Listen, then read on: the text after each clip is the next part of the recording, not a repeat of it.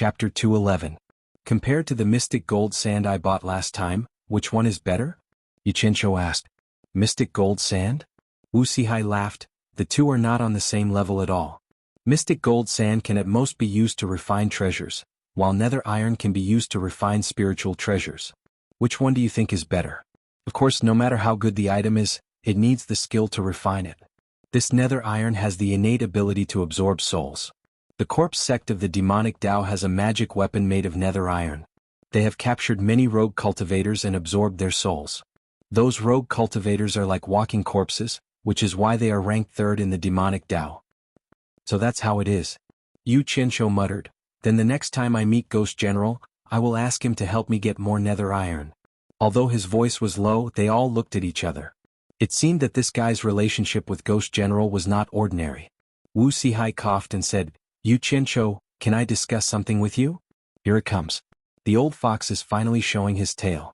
Yuchencho sneered in his heart, but nodded on the surface and said, just say it, old master. Since both demons and ghosts in the demon region have to show some respect when they see this token, and it is useless to keep it with you, why don't you lend it to the four families first? We will return it to you after we find the old ancestor. We will definitely thank you after that. What do you think? Wuxia said a little unnaturally. After a long time they finally got to the point. Bai Zitsong and the other three turned their heads to the side as if nothing had happened. In fact, if you paid attention you could see that they were a little embarrassed. Old master, that's a good idea. Yuchencho took the token from his hand and threw it directly into the storage bag.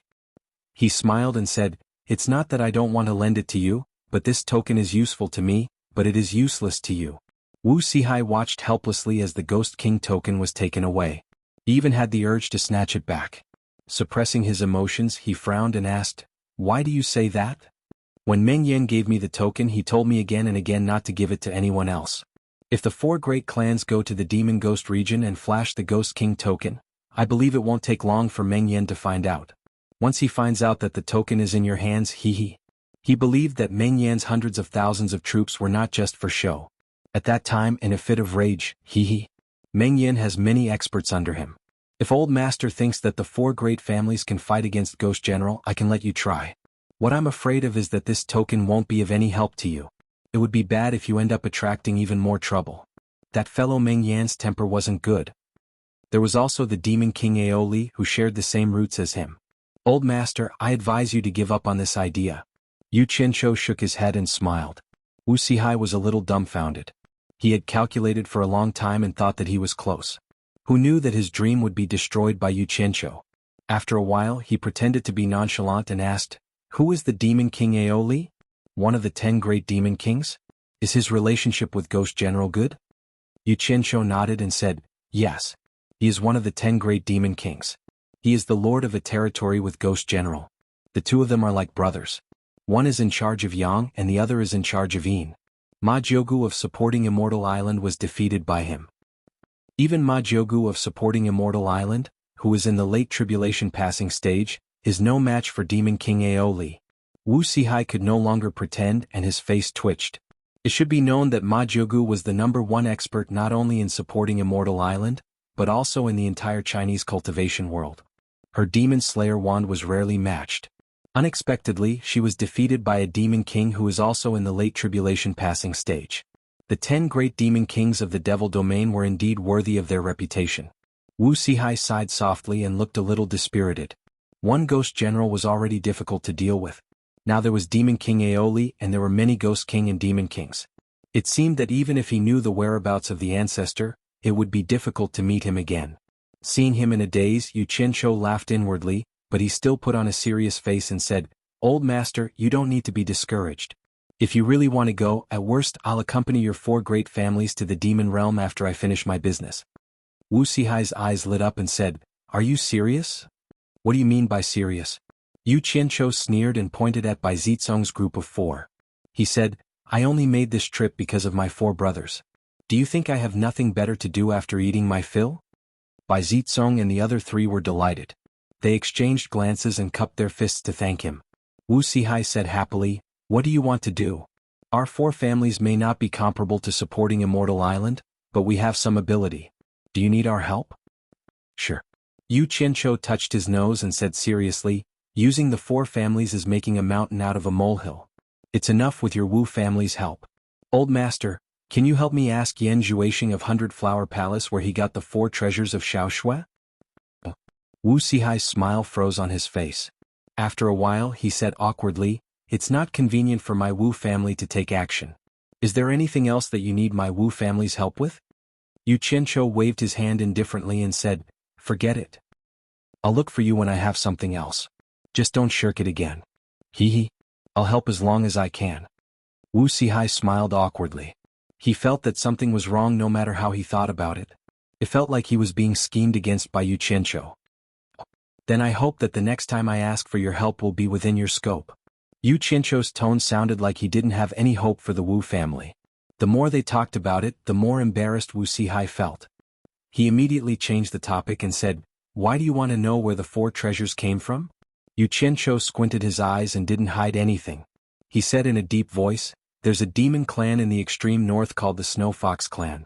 Shaoshui, who followed the divine craftsman in ancient times, was the first clan leader of the Snow Fox clan. The 4 treasures that the divine craftsman refined are the tokens of the Snow Fox clan's clan leader. I want to know how the treasures of the Snow Fox clan ended up in Yan Zhuixing's hands. Shaoshui is from the demon clan? Wu Sihai was surprised. Bai Zicong and the other 3 looked at each other. Bai Zicong then asked, the extreme north should be out of the Wuxia Empire's territory. How do you know about it? I just heard about it. I was once entrusted by someone and nearly forgot about it. I only recalled it last night and came to ask you about it. Yu Qianqiu casually said a few words and cupped his hands. Let's not talk anymore. I will make a trip back to the 100 Flowers Valley first. I will come back to discuss with the 4 major clans about the trip to the demon region. Wait. I have something to tell you. Wu Sihai stopped Jiang Yi and hesitated for a moment before speaking. My Wu clan already knows about the Yu clan's matter in Swallow Zicheng. I believe the other factions will know soon too. I believe the supporting Immortal Island won't be an exception. There's also on Guangcang. I reckon they won't let you off so easily. You better be careful. Chapter 212. There was a short moment of silence in the secret room. Apart from the Wu clan's grandfather-grandson duo and Yu Qianqiu, Bai Zicong and the others were confused and didn't know what kind of riddle they were playing. Yu Qianqiu's thoughts were spinning rapidly. Even the Wu clan knew about his background, and the supporting Immortal Island naturally wouldn't be able to hide it from them. He sneered and said that Lu Changqing was courting death. He actually dared to extend his claws to my clansmen in the secular world. If I don't kill him, should I let him off? If it's a blessing, it won't be a calamity, and if it's a calamity, it can't be avoided. I hope that An Guangcang knows his place and doesn't provoke me again. If he angers me, I will remove An Guangcang's name from the cultivation world. His words contained traces of chilling intent, and everyone quivered. Bai Zicong, Tan Fei and Jing Zhuo looked at one another in dismay. An Guangcang's patriarch, Lu Changqing, was actually killed by him. They sighed silently and weren't worried about Yu Qianqiu. Instead they were worried for An Guangcang. An Guangcang's patriarch was killed, and he definitely wouldn't let Yu Qianqiu off. However, this fellow's background was truly unfathomable. Could An Guangcang win against him? My Wu clan will send a few people to escort you to the 100 Flower Palace. Wu Sihai frowned and said. He was worried that if something happened to Yu Qianqiu, his 4 major clans' trip to the Demon Ghost region would be ruined. Yu Qianqiu waved his hand and said, no need. An Guangcang can't do anything to me. Otherwise, I wouldn't be able to stay in the cultivation world. Seeing that he was stubborn, they didn't say anything else and walked out of the secret room. When they walked to the entrance of the main hall, a Wu clan's disciple suddenly ran over and reported, Clan head, Elder Dongfang Chang'ao of Supporting Immortal Island wants us to pass a message to Supporting Immortal Island's disciple Yu Qianqiu, asking him to return to Supporting Immortal Island's shop. Got it?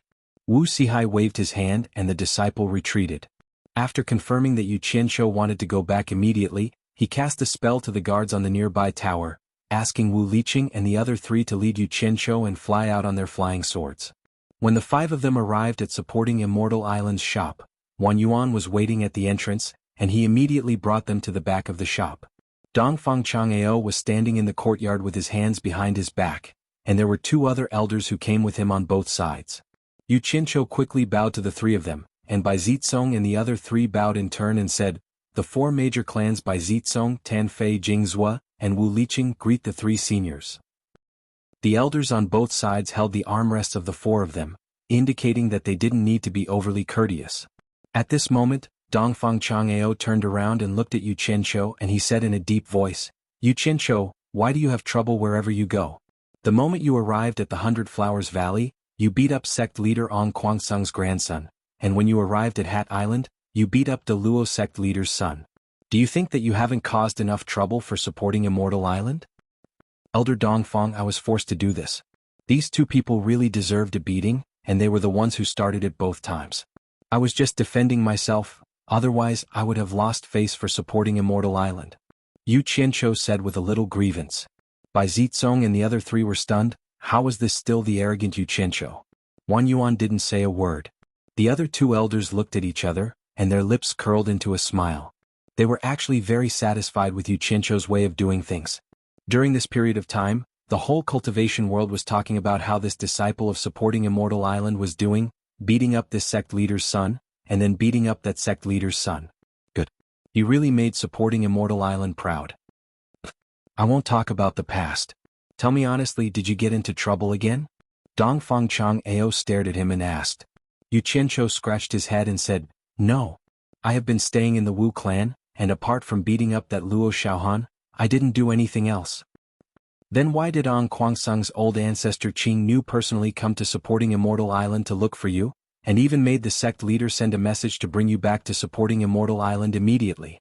Dongfang Chang'ao shouted. It was exposed. Bai Zizong and the other three secretly exchanged glances. Yu Qianqiu was stunned and he said, "Ong Kwangsung's old ancestor Qing Nu? I don't even know him, why is he looking for me?" He thought to himself, "I have never heard of this person in Ong Kwangsung. Am I asking you or are you asking me?" Dongfang Chang'ao shouted again. Yu Qianqiu said with a bitter face, "Elder Dongfang, I am innocent. These few days I have been following the four major clan successors closely, and I didn't do anything. If you don't believe me, you can ask them." Bai Zizong and the other three nodded, and they immediately cupped their fists in unison and said, "Elder Dongfang, the four of us can testify for Brother Yu. These few days he really didn't do anything out of line." The successors of the four major clans still had some weight. Dongfang Chang'ao looked at them, stood there for a moment and said in a deep voice, "Follow me back to supporting Immortal Island first, we can talk about anything else when we get back." An elder at the side took out a flying artifact that looked like a small boat, and Yu Qianqiu obediently jumped onto it under everyone's gaze. After Dongfang Chang'ao and the other two got on the boat, the small boat turned into a stream of light and flew away, leaving the people in the courtyard to send them off. Riding the wind, breaking through the clouds, they flew across the sky. Yu Qianqiu sat alone at the end, thinking about how to explain when he got back. Ong Kwangsung's old ancestor Qing Nu came to supporting Immortal Island. Needless to say, Lu Changqing's matter was exposed. So, looks like the matter of finding Yan Zhuixing will have to be postponed. When they returned to supporting Immortal Island, the small boat directly landed in front of Penglai Pavilion and they got off. Dongfang Chang'ao led him upstairs and the other two didn't follow. They didn't go to the sect master's room, but to a large room that was used to receive guests. As soon as they entered, Yu Qianqiu realized that the atmosphere inside was a little strange, and he secretly thought that something was wrong. After Dongfang Chang'ao reported to the sect master, he also bowed to everyone. When he retreated to the side, the room was full of familiar people, including Master Guan Weiwu and Ferdinand. The two of them looked at him with a strange expression, but he didn't see a tall, white-haired old man in a green robe. He was standing beside sect master Feng Xiangtian, sizing him up. "He must be Ong Kwangsung's old ancestor Qing Nu." Feng Xiangtian frowned and said, "Yu Qianqiu, do you know your mistake?" "I know my mistake." Yu Qianqiu hurriedly bowed. Everyone in the room was stunned, but they heard him say, "Disciple shouldn't have caused trouble outside and brought trouble to the sect. Sect master, please give disciple another chance. Disciple will definitely change for the better." "So, did you really kill Ong Kwangsung sect master Lu Changqing?" Feng Xiangtian said in a deep voice. Dongfang Chang'ao was shocked. He suspected that Yu Qianqiu had caused trouble again, but he didn't expect that he killed Ong Kwangsung sect master.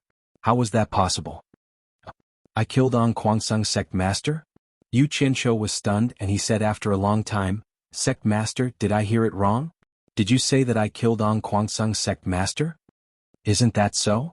Feng Xiangtian scoffed. The matter has been investigated clearly and you still want to quibble? Sect Master, you must be mistaken. How could I kill An Kuangtsung, Sect Master? Yu Qianqiu argued. Chapter 213. Feng Xiangtian said in a deep voice, looks like you're going to resist till the end and refuse to admit it? Yu Qianqiu stood there with a wronged look and didn't say a word. It was as if he didn't do it. How could he admit it?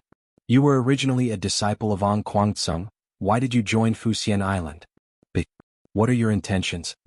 Feng Xiangtian shouted. Although he said that, he couldn't bear it in his heart. Such a rare and good seedling was going to be destroyed here. Damn it. I'm exposed. Yu Qianqiu didn't reply to him. Instead, he turned around and bowed deeply to Guan Weiwu. With a distressed expression, he said, this disciple was originally a commoner in the mortal world. My family was quite wealthy, and I originally wanted to live a carefree life. Fortunately, my ancestors saved An Kuangtsung Sect Master Lu Changqing. In order to repay the kindness, Lu Changqing brought me to An Kuangtsung to cultivate even though I didn't have a spiritual root to cultivate. Then I became master and disciple with Sect Master Hao Sansi. Under the encouragement of my master, this disciple concentrated on training day and night, not daring to slack off for even a day. Perhaps it was heaven rewarding the diligent. I was a disciple of the Azure Light sect who had no spiritual roots and was humiliated by my fellow disciples. One day I was enlightened and stepped into the refining qi stage. This should have been a happy event, but who would have thought that my master would warn me not to reveal a bit of my cultivation in front of others? At that time, this disciple didn't understand. Later, because my master was attacked and died, I was so angry that I exchanged a palm strike with the head's grandson Lu Zhengguang and revealed my cultivation. Afterwards, I understood why my master repeatedly warned me not to reveal my cultivation. Yu Qianqiu looked at everyone and bowed to Guan Weiwu again. Sect Master, Lu Changqing kept sending elders to ask me to reveal my cultivation secrets. But how could I have any cultivation secrets? I only know how to make up for my lack of cultivation with diligence. Because of this, I was demoted to a spirit stone mine to do hard labor. It was only a day after my master passed away. They couldn't wait any longer. So be it if you have to do hard labor. But the sect leader didn't want to let me go. He sent Elder Lu Wanqian to threaten and bribe me. I almost died in his hands several times, but I didn't know any cultivation secrets. How could I tell him? Then one day the Magic Illusion Palace attacked the Spirit Stone Mine. The dignified elder of the An Kuangtsung, Lu Wanwan, used me as a shield in order to escape. Fortunately, this disciple was lucky enough to survive. Looking at the whole Spirit Stone Mine, I was disheartened and didn't think about cultivation anymore. So, I left quietly, thinking that it was just a nightmare and that I never came to An Kuangtsung. Everyone from the supporting Immortals Island sighed. It turned out that Yu Qianqiu had such a miserable experience. Imagine a disciple without spiritual roots suddenly being able to cultivate. Some sects would indeed use all kinds of means. Who would have thought that Yu Qianqiu was an exception with extraordinary talent? However, a dignified righteous sect actually did such a thing to their own disciple. Anyone would be disappointed and leave An Kuangtsung just like that. Everyone glanced at the green-robed elder and couldn't help but reveal a trace of disdain. When Qing Nu, who was beside Feng Xiangtian, heard Yu Qianqiu's words, a few of his white beards were already broken. He cupped his hands at everyone and sighed, I won't hide my shame. I also heard about this matter after the incident. It was indeed those evil disciples who were devoid of conscience and did the wrong thing first.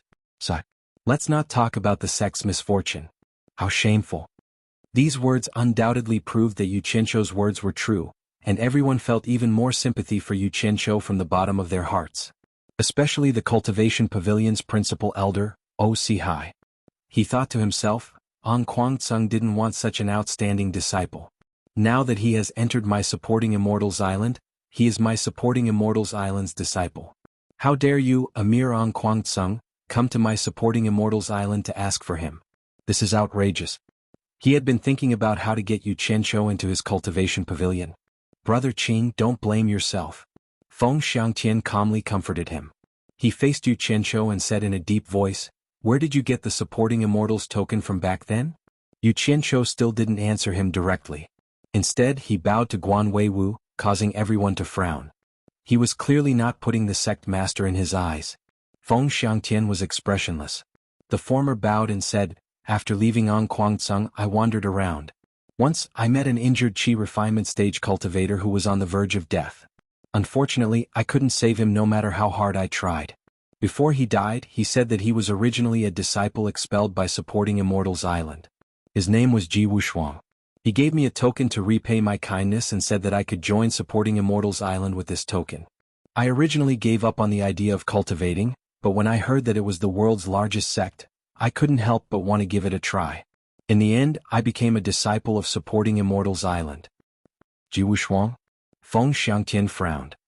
He looked around and asked, "Is there a disciple called Ji Wushuang among the expelled disciples?" Osihai suddenly sighed and said, "Sect Master Yu Qianqiu is right. There was a disciple who was expelled from the sect called Ji Wushuang. He was a disciple of the Cultivation Pavilion. He was the grandson of the late Elder Ji. His father died in battle for supporting Immortals Island. I didn't expect. Elder Ji's grandson? 3 generations of his grandfather and grandson are all dead?" Feng Xiangtian paused. Everyone looked at each other in dismay. Their expressions were a bit sad. The disciples who were expelled from the sect didn't have a good ending. They didn't think that even the grandson of a dignified elder of the Cultivation Pavilion would end up like this. The elders who were able to hold the Immortal Supporting Medallion were all senior elders. Feng Xiangtian came back to his senses and shouted, "Why did you kill Sect Master Ong Kuangtsang?" "I didn't kill him." Yu Qianqiu kept staring at Guan Weiwu, who felt uncomfortable under his gaze. "You won't shed a tear until you see the coffin." Feng Xiangtian snorted. At first he wanted to protect Guan Weiwu. After all, talents were rare. However, Guan Weiwu had repeatedly looked down on him and even dared to deceive him. How could he put his face as the sect master? He was simply courting death. Feng Xiangtian shouted towards the outside, "Bring him in." 2 disciples pushed a person in. As soon as the person came in, he immediately knelt down and kowtowed to everyone. Trembling, he said, Great Immortals, Yu Qianqiu didn't even look at that person. He only stared at his master, Guan Weiwu. Feng Xiangtian pointed at Yu Qianqiu and shouted to that person, "Come forward. See if he is the person who released those flying swords that night." Yes. That person scrambled over. When he looked back, he immediately cried out in joy, "Eldest young master." Then he nodded to Feng Xiangtian and said, "That night, it was my eldest young master who released those flying swords and fought with the evil person who destroyed my Yu clan." Yu Qianqiu was slightly stunned. He looked down and saw that the person looked familiar, but he couldn't remember his name. He then looked at the clothes he was wearing. It was the uniform of the Yu residence's servants. He couldn't help but shake his head with a bitter smile. What else could he say? Feng Xiangtian said with an expressionless face, "Yu Qianqiu, what else do you have to say?" Yu Qianqiu didn't answer. He looked at Guan Weiwu and said with a faint smile, "Master, could it be that you have nothing to say?" When he said that, his heart turned cold. He said those words to Guan Weiwu because he wanted to tell Guan Weiwu about his difficulties and hoped that master could understand. But as his master, Guan Weiwu actually didn't say a word for him. He didn't have any intention of protecting him. Could it be that the relationship between the 2 of them was so bad in the past? Since things had come to this, was there a need to stay on Fushin Island? The smile on Yu Qianqiu's face gradually faded. He slowly closed his eyes. Seeing his disciple like this, a look of pain flashed across Guan Weiwu's face. It wasn't that he didn't want to speak for his disciple. In fact, after he knew about this matter, he immediately went to find his senior brother, hoping that his senior brother would show mercy. But the latter immediately scolded him, saying that this matter involved other sects, and whether it was fair or not was related to the reputation of Fushin Island. He sternly warned him that as Yu Qianqiu's master, he shouldn't intervene in this matter. He knew how to deal with it. Ferdinand was also warned. Yu Qianqiu suddenly opened his eyes. His face was full of coldness. Suddenly he knelt down in front of Guan Weiwu and kowtowed 3 times in a row. After standing up, he brushed the hem of his gown with one hand and pulled it with both hands. With a hiss sound, the front hem of the gown was torn off on the spot. He pinched it with one hand and slowly raised it towards everyone. Everyone was stunned. They didn't know what he meant. He raised the torn hem of the gown and shouted in a deep voice, "Master, once this gown is torn, you and I are no longer friends. We don't owe each other anything. From now on, I, Yu Qianqiu, have nothing to do with Fushin Island.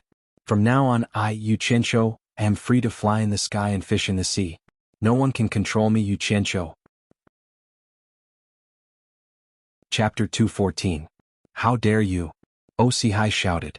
The good seedling that he coveted for a long time actually said such disgraceful words. He really didn't want to stay on supporting Xian Island anymore.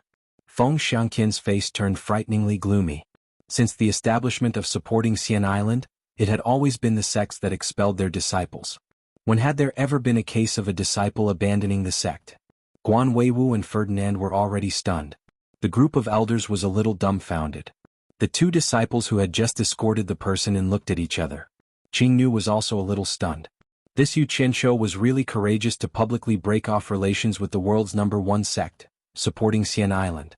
In the entire cultivation world, how many people would dare to do such a thing? What a pity. Such a person would probably not be able to escape today. Yu Qianshou, it's not too late to take back what you said just now. Otherwise you will be in big trouble. Osihai warned sternly again. He really didn't want Yu Qianshou to be destroyed just like this. In fact, he was already trying his best to protect Yu Qianshou. Feng Xiangqian's face was gloomy. He raised his hand and pressed down on Osihai, signaling him to stop talking. However, he didn't know that Yu Qianshou had already made up his mind. His initial respectful look was already gone.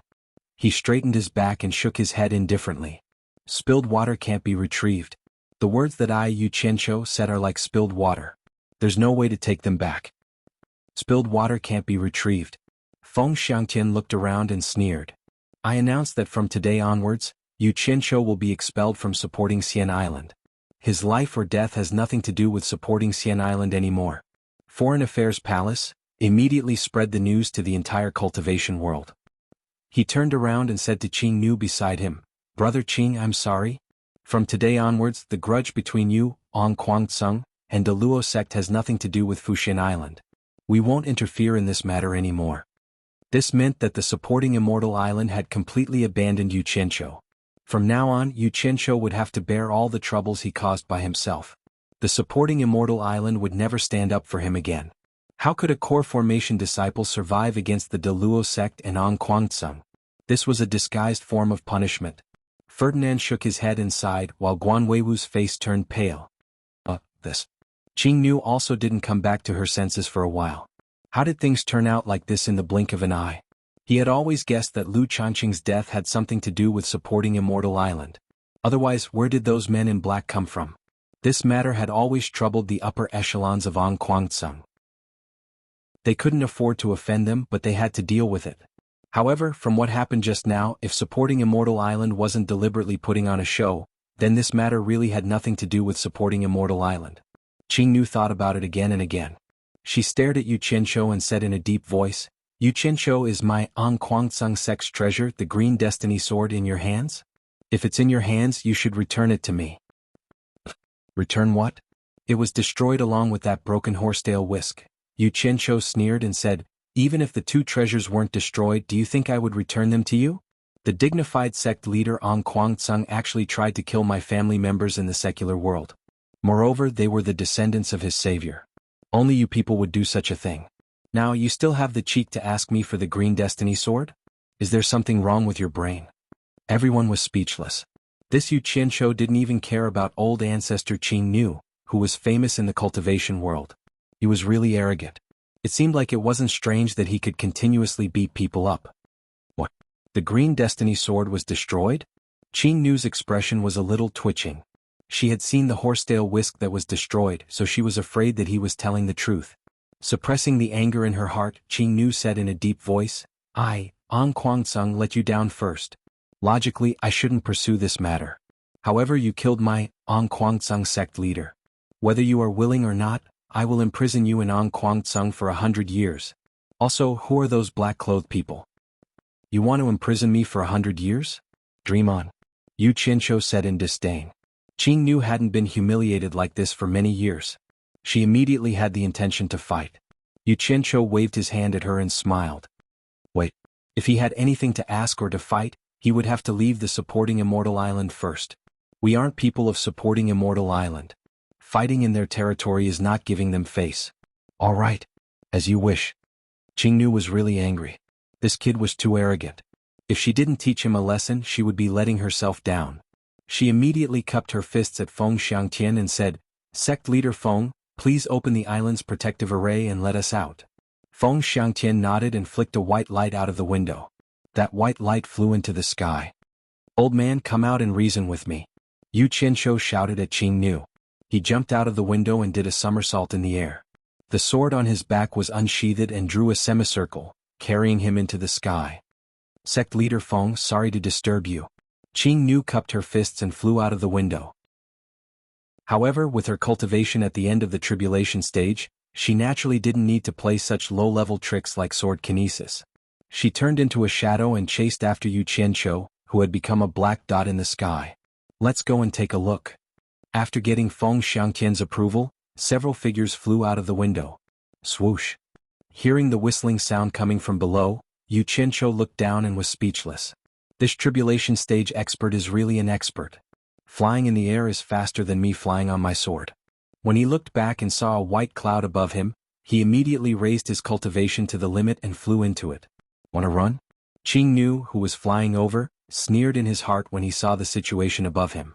His silhouette could still be seen, but as he smiled, he suddenly vanished into thin air. He had used teleportation, and when he reappeared he was already at the edge of the white cloud high up in the sky. Yu Qianzhou had just managed to jump in before him. When Qing Nu saw him hiding inside, she did not chase after him. Instead, she flew directly to the top of the cloud. Looking around, this cloud was only 100 meters in radius. Immediately, she released a divine sense to scan the entire cloud. After a while, Qing Nu's face changed. Her divine sense went back and forth several times, but she didn't find the person inside. How could this be? With his cultivation, as long as his body moved slightly, it was impossible that her divine sense couldn't find him. At this time, O Sihai and Dongfang Chang'eo also quickly came to his side and floated together in the air. Seeing his bad expression, O Sihai said, "Senior Qing, what's wrong?" "That guy is gone," Qing Nu said with a strange expression. The people who came later looked at each other. How could this be? With Qing Nu's cultivation at the end of the tribulation stage, how could Yu Qianzhou escape? O Sihai was stunned and said, "Impossible. With Yu Qianzhou's cultivation, how could he escape from Senior's hands? Even I don't think I can do it. No, I clearly saw him come in and he should still be inside. How could I not find him? This guy is a little strange." After Qing Nu finished speaking, her divine sense swept back and forth again. O Sihai and the others also released their divine sense to check, but they still found nothing. "I don't believe that this guy can escape under my eyes. You guys back off." After Qing Nu let them back a little, a long sword suddenly appeared in her hand. She raised it towards the sky and shouted, "Green Sky Sword Art." The long sword in her hand emitted a green sword shadow that was nearly 100 meters long. It pierced the sky and suddenly radiated an imposing aura that spread out, causing the clothes of the people not far away to flutter. They exchanged glances. The old guy lost his face, got angry and wanted to kill. The huge sword in Qing Nu's hand suddenly moved. It looked huge, but it was very dexterous in her hand. Who? The huge sword directly stirred the clouds. As her hand moved faster and faster, the whole white cloud was stirred up like a tornado, and gradually dissipated in the air. Until all the white clouds disappeared without a trace, Qing Nu put away the sword in her hand and threw it back into the storage bag. But in front of her there was no one. Chapter 215. They looked around, but it was obvious that Yu Qianzhou had run away. A core formation realm disciple had escaped from a cultivator in the final stage of the tribulation passing stage. He had disappeared without a trace and it was inexplicable. Qing Nu, who was floating in the air, had an ugly expression. It wouldn't be an exaggeration to say that this was her humiliation. Did Yu Qianzhou leave supporting Immortal Island just like that? O Sihai groaned in pain from the bottom of his heart. He was really optimistic about Yu Qianzhou's potential. Especially everything that had happened now, it made him sigh endlessly. At such a young age, Yu Qianzhou already had such means. However, everything was impossible now. Yu Qianzhou had really left. They flew to Qing Nu's side and O Sihai asked superfluously, "Senior, did Yu Qianzhou run away?" Qing Nu looked around with a gloomy expression. There were only a few clouds in the blue sky, and below them was a vast sea. With Yu Qianzhou's cultivation, where could he run to? Could it be? He stared at supporting Immortal Island, which was shrouded in mist. O Sihai understood what he meant and he said in astonishment, "Senior, do you suspect that he went back to supporting Immortal Island?" "That's impossible. When we just came out, the island's protective formation sealed supporting Immortal Island again. He can't go back." "Why don't?" Senior go back to supporting Immortal Island to look for him? Qingnu did have that thought, but even if Yu Qianqiu went back to hide, what right did he have to search supporting Immortal Island? He pondered for a moment, shook his head and said, "There's no need. There's still a long way to go. I don't believe that this brat will never show himself in the cultivation world. Please bid farewell to sect leader Feng on my behalf. I won't go down anymore." With that said, he flew away without looking back, disappearing into the distance in the blink of an eye. The few of them sent him off with their gazes before exchanging glances. All of them shook their heads and smiled bitterly. They then sized up the surroundings under the clear sky and bright sun. Such a bright and clear world was disturbed by Yu Qianqiu like this, and it seemed rather strange. "Let's go back." Osihai sighed as the few of them dived towards Fuxin Island. After returning to Penglai Pavilion, Osihai told Feng Xiangtian and others in detail what happened just now.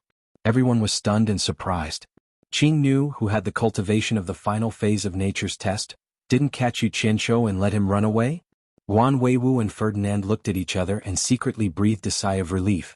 In the main hall of the Wanfen Garden, Ma Jiugu, who was holding a walking stick, was standing in the middle of the hall with Lan Bingshu as support. She was looking at Hibiscus, who was sitting motionlessly on a chair. Tears were silently rolling down Hibiscus's beautiful face. Obviously she was restrained. Lan Bingxue looked at the face that was even more beautiful than hers, and her expression was indescribable.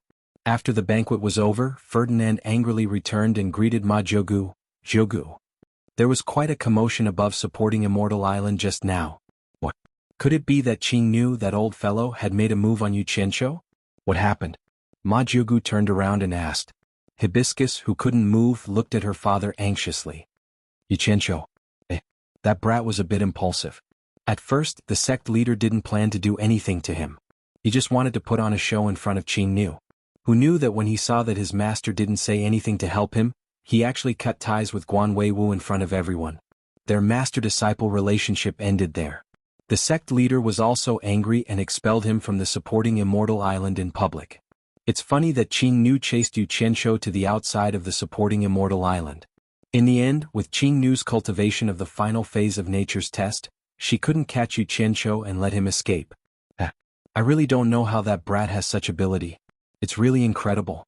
Ferdinand shook his head and smiled bitterly. That old fellow Qingnu didn't catch Yu Qianqiu? Ma Jiugu was stunned. Lan Bingxue was also shocked. Hearing this, Hibiscus, who had tears in her eyes, immediately relaxed. Her large eyes flickered. Others might not know, but she knew that Yu Qianqiu had the ability to appear and disappear unpredictably. It was normal that others couldn't catch him. He escaped, but from now on he is no longer a disciple of supporting Immortal Island. Without the protection of supporting Immortal Island, the Luo sect and Ong Kwangtsung will definitely not let him go. So, Jiugu, why didn't you come forward to persuade the sect leader? I believe that if you had come forward, this matter wouldn't have escalated to this point, Ferdinand asked. I'm old and a little muddle-headed. I never interfere with the decisions of the supporting Immortal Island. Ma Jiugu turned around and stared at Hibiscus and asked, I heard that your girl's face was cured by Yu Qianqiu? Yes. Ferdinand nodded and said, this disciple will not hide it from you. Yu Qianqiu went to the demon domain and got a lot of spirit grasses. He secretly hid them and didn't hand them over. Instead, he secretly refined a furnace of Rui Dan for Rong. Just like that, Ronger's face was cured. Rui pill? Even Ma Jiugu couldn't help but exclaim, is it the legendary Rui pill that can keep youthful, detoxify, nourish one's face and make one immune to hundreds of poisons? According to Yu Qianqiu, it should be. You didn't see the appearance of the Rui pill at that time. Not only did it give off a pill halo, but it also emitted 7 colored rays of light. It was the first time in my life that I saw such a pill. It was an eye-opener. Ferdinand sighed. Hearing this, Lan Bingxue looked at Hibiscus with an envious expression. Which woman didn't want to stay youthful? Your girl is so lucky. Sigh. If I had encountered such a pill in the past, I wouldn't have gotten the name Ma Jiugu. Last Lan, let's go. Let's not look at it lest we get envious. Let's go. Let's go. Ma Jiugu shook her head and sighed. She slowly walked out with Lan Bingshue's help. When Yu Qianqiu was being chased by Qingnu and was about to enter the cloud, he was scared out of his wits when he looked back. The other party actually teleported in front of him. As soon as he entered the cloud, he immediately flashed back to Utopia without saying anything. He didn't dare to be long-winded. A cultivator at the final stage of the crossing calamity stage was simply too terrifying for him. The reason why he disappeared into the cloud was that he didn't want to expose the secret that he could disappear into thin air. Who knew that he would almost be killed? After appearing in by Sujin's room in the Misty Palace, he finally felt safe. He breathed a sigh of relief and wiped the cold sweat on his forehead. Bai Sujin suddenly looked back. Seeing him like this, she walked up to him and asked with concern, "What's wrong?" "Damn it. I'm so unlucky today. I was just expelled from the Supporting Immortals Island, and now I'm being chased by a cultivator at the final stage of the crossing calamity stage by Ang Kwangtsung. Just a little bit more. If he had killed me before I could react, I might not have been able to come back. I was so scared." Yu Qianqiu said in a relaxed manner after the fright. "You were expelled from the Supporting Immortals Island? Why would a cultivator from Ang Kwangtsung want to kill you? Is it because you helped me investigate the 4 treasures?" Bai Sujin grabbed his arm. Especially when she saw the long hem of his robe. He was naked behind his buttocks and his legs were exposed in front. Who knew what kind of danger he had encountered? Yu Qianqiu gently pressed her hand and said with a smile, "Sister, don't think too much. It's not your fault. It's my fault." Bai Sujin, on the other hand, didn't think so. She only thought that he was comforting her. She bit her lips and said, "I can take my time with my matters. You must pay attention to your safety outside." In her heart, there was nothing more important than Yu Qianqiu's safety. Yu Qianqiu shook his head and smiled bitterly, "I'm afraid it's too late now. I believe it won't take long for the whole cultivation world to know that I was expelled from the Supporting Immortals Island. At that time, I'm afraid that the Daluo sect and Ang Kwangtsung will cast their net to find me. It's not convenient for me to show myself in public for a while." "Then you shouldn't go out during this period of time." Bai Sujin's peerless features gently lifted as she looked at him worriedly. Yu Qianqiu was a little dazed. He had the urge to hug and kiss her. Just when he was thinking about it, his divine sense suddenly fluctuated. Someone was looking for him. Yu Qianqiu was surprised and said, "It's news from the Pillar of General's office. Could it be that there's an improvement in the mission that I gave to little Tian? Sister, I have something to do. I'll go out for a while." As soon as he finished speaking, he took off his long robe and put it on. Then he disappeared without a trace. Bai Sujin bent down to pick up the torn clothes on the ground and held them in her hands. Her pretty face was filled with worry. Chapter 216. The rear garden of the National Pillars Mansion had become a forbidden area. Actually, there was nothing they could do about it. At this time there were many people in the rear garden. There were adults and children, and all of them were dressed shabbily. None of them were presentable, and they all looked at the surrounding courtyard with fear. No one dared to make a sound, and there were probably more than 100 people. These people were brought here by Ling Feng and the others while they were cultivating in the capital. Nowadays, the 3 of them could be said to be living a comfortable life. They cultivated in peace, and with the nourishment of spirit stones and spirit pills, their cultivation was rising rapidly. In the past, it was something they didn't even dare to think about. They didn't have to worry about food and drink, and there was no one to restrict them. They also had the money Shi Xiaotian gave them to spend. Although they couldn't normally appear in the general's mansion, they would climb over the wall and stroll around the capital when they were free. The 3 of them did not dare to neglect the task that Yu Qianqiu had entrusted them with. The purpose of their stroll was to find people with spirit roots for cultivation. Shi Xiaotian looked at the group of people in the rear garden and didn't know whether to laugh or cry. What kind of people did Ling Feng and the others bring here? Most of them looked like beggars, or they looked like they were in dire straits. Some of them had eaten their fill and were squatting in the shade of a tree, scratching lice. On the wall of the small courtyard, Ling Feng and the others sat side by side, while Shi Xiaotian stood on it. The 4 of them looked at the group of people in the garden. Shi Xiaotian smiled bitterly and said, "Ling Feng, did you bring all the beggars in the capital here?" Beizi looked up at him and smiled. "If the 3 of us really brought all the beggars in the capital here, even 10 of your general's mansions wouldn't be able to accommodate them, let alone this garden. We also want to bring some decent people for boss, but boss already told us to keep a low profile. If we brought so many ordinary people here, I'm afraid that the government would have long been alerted and people would have noticed. Look at these beggars and vagrants, they don't have families and they're all alone. Without them, no one in the capital would know."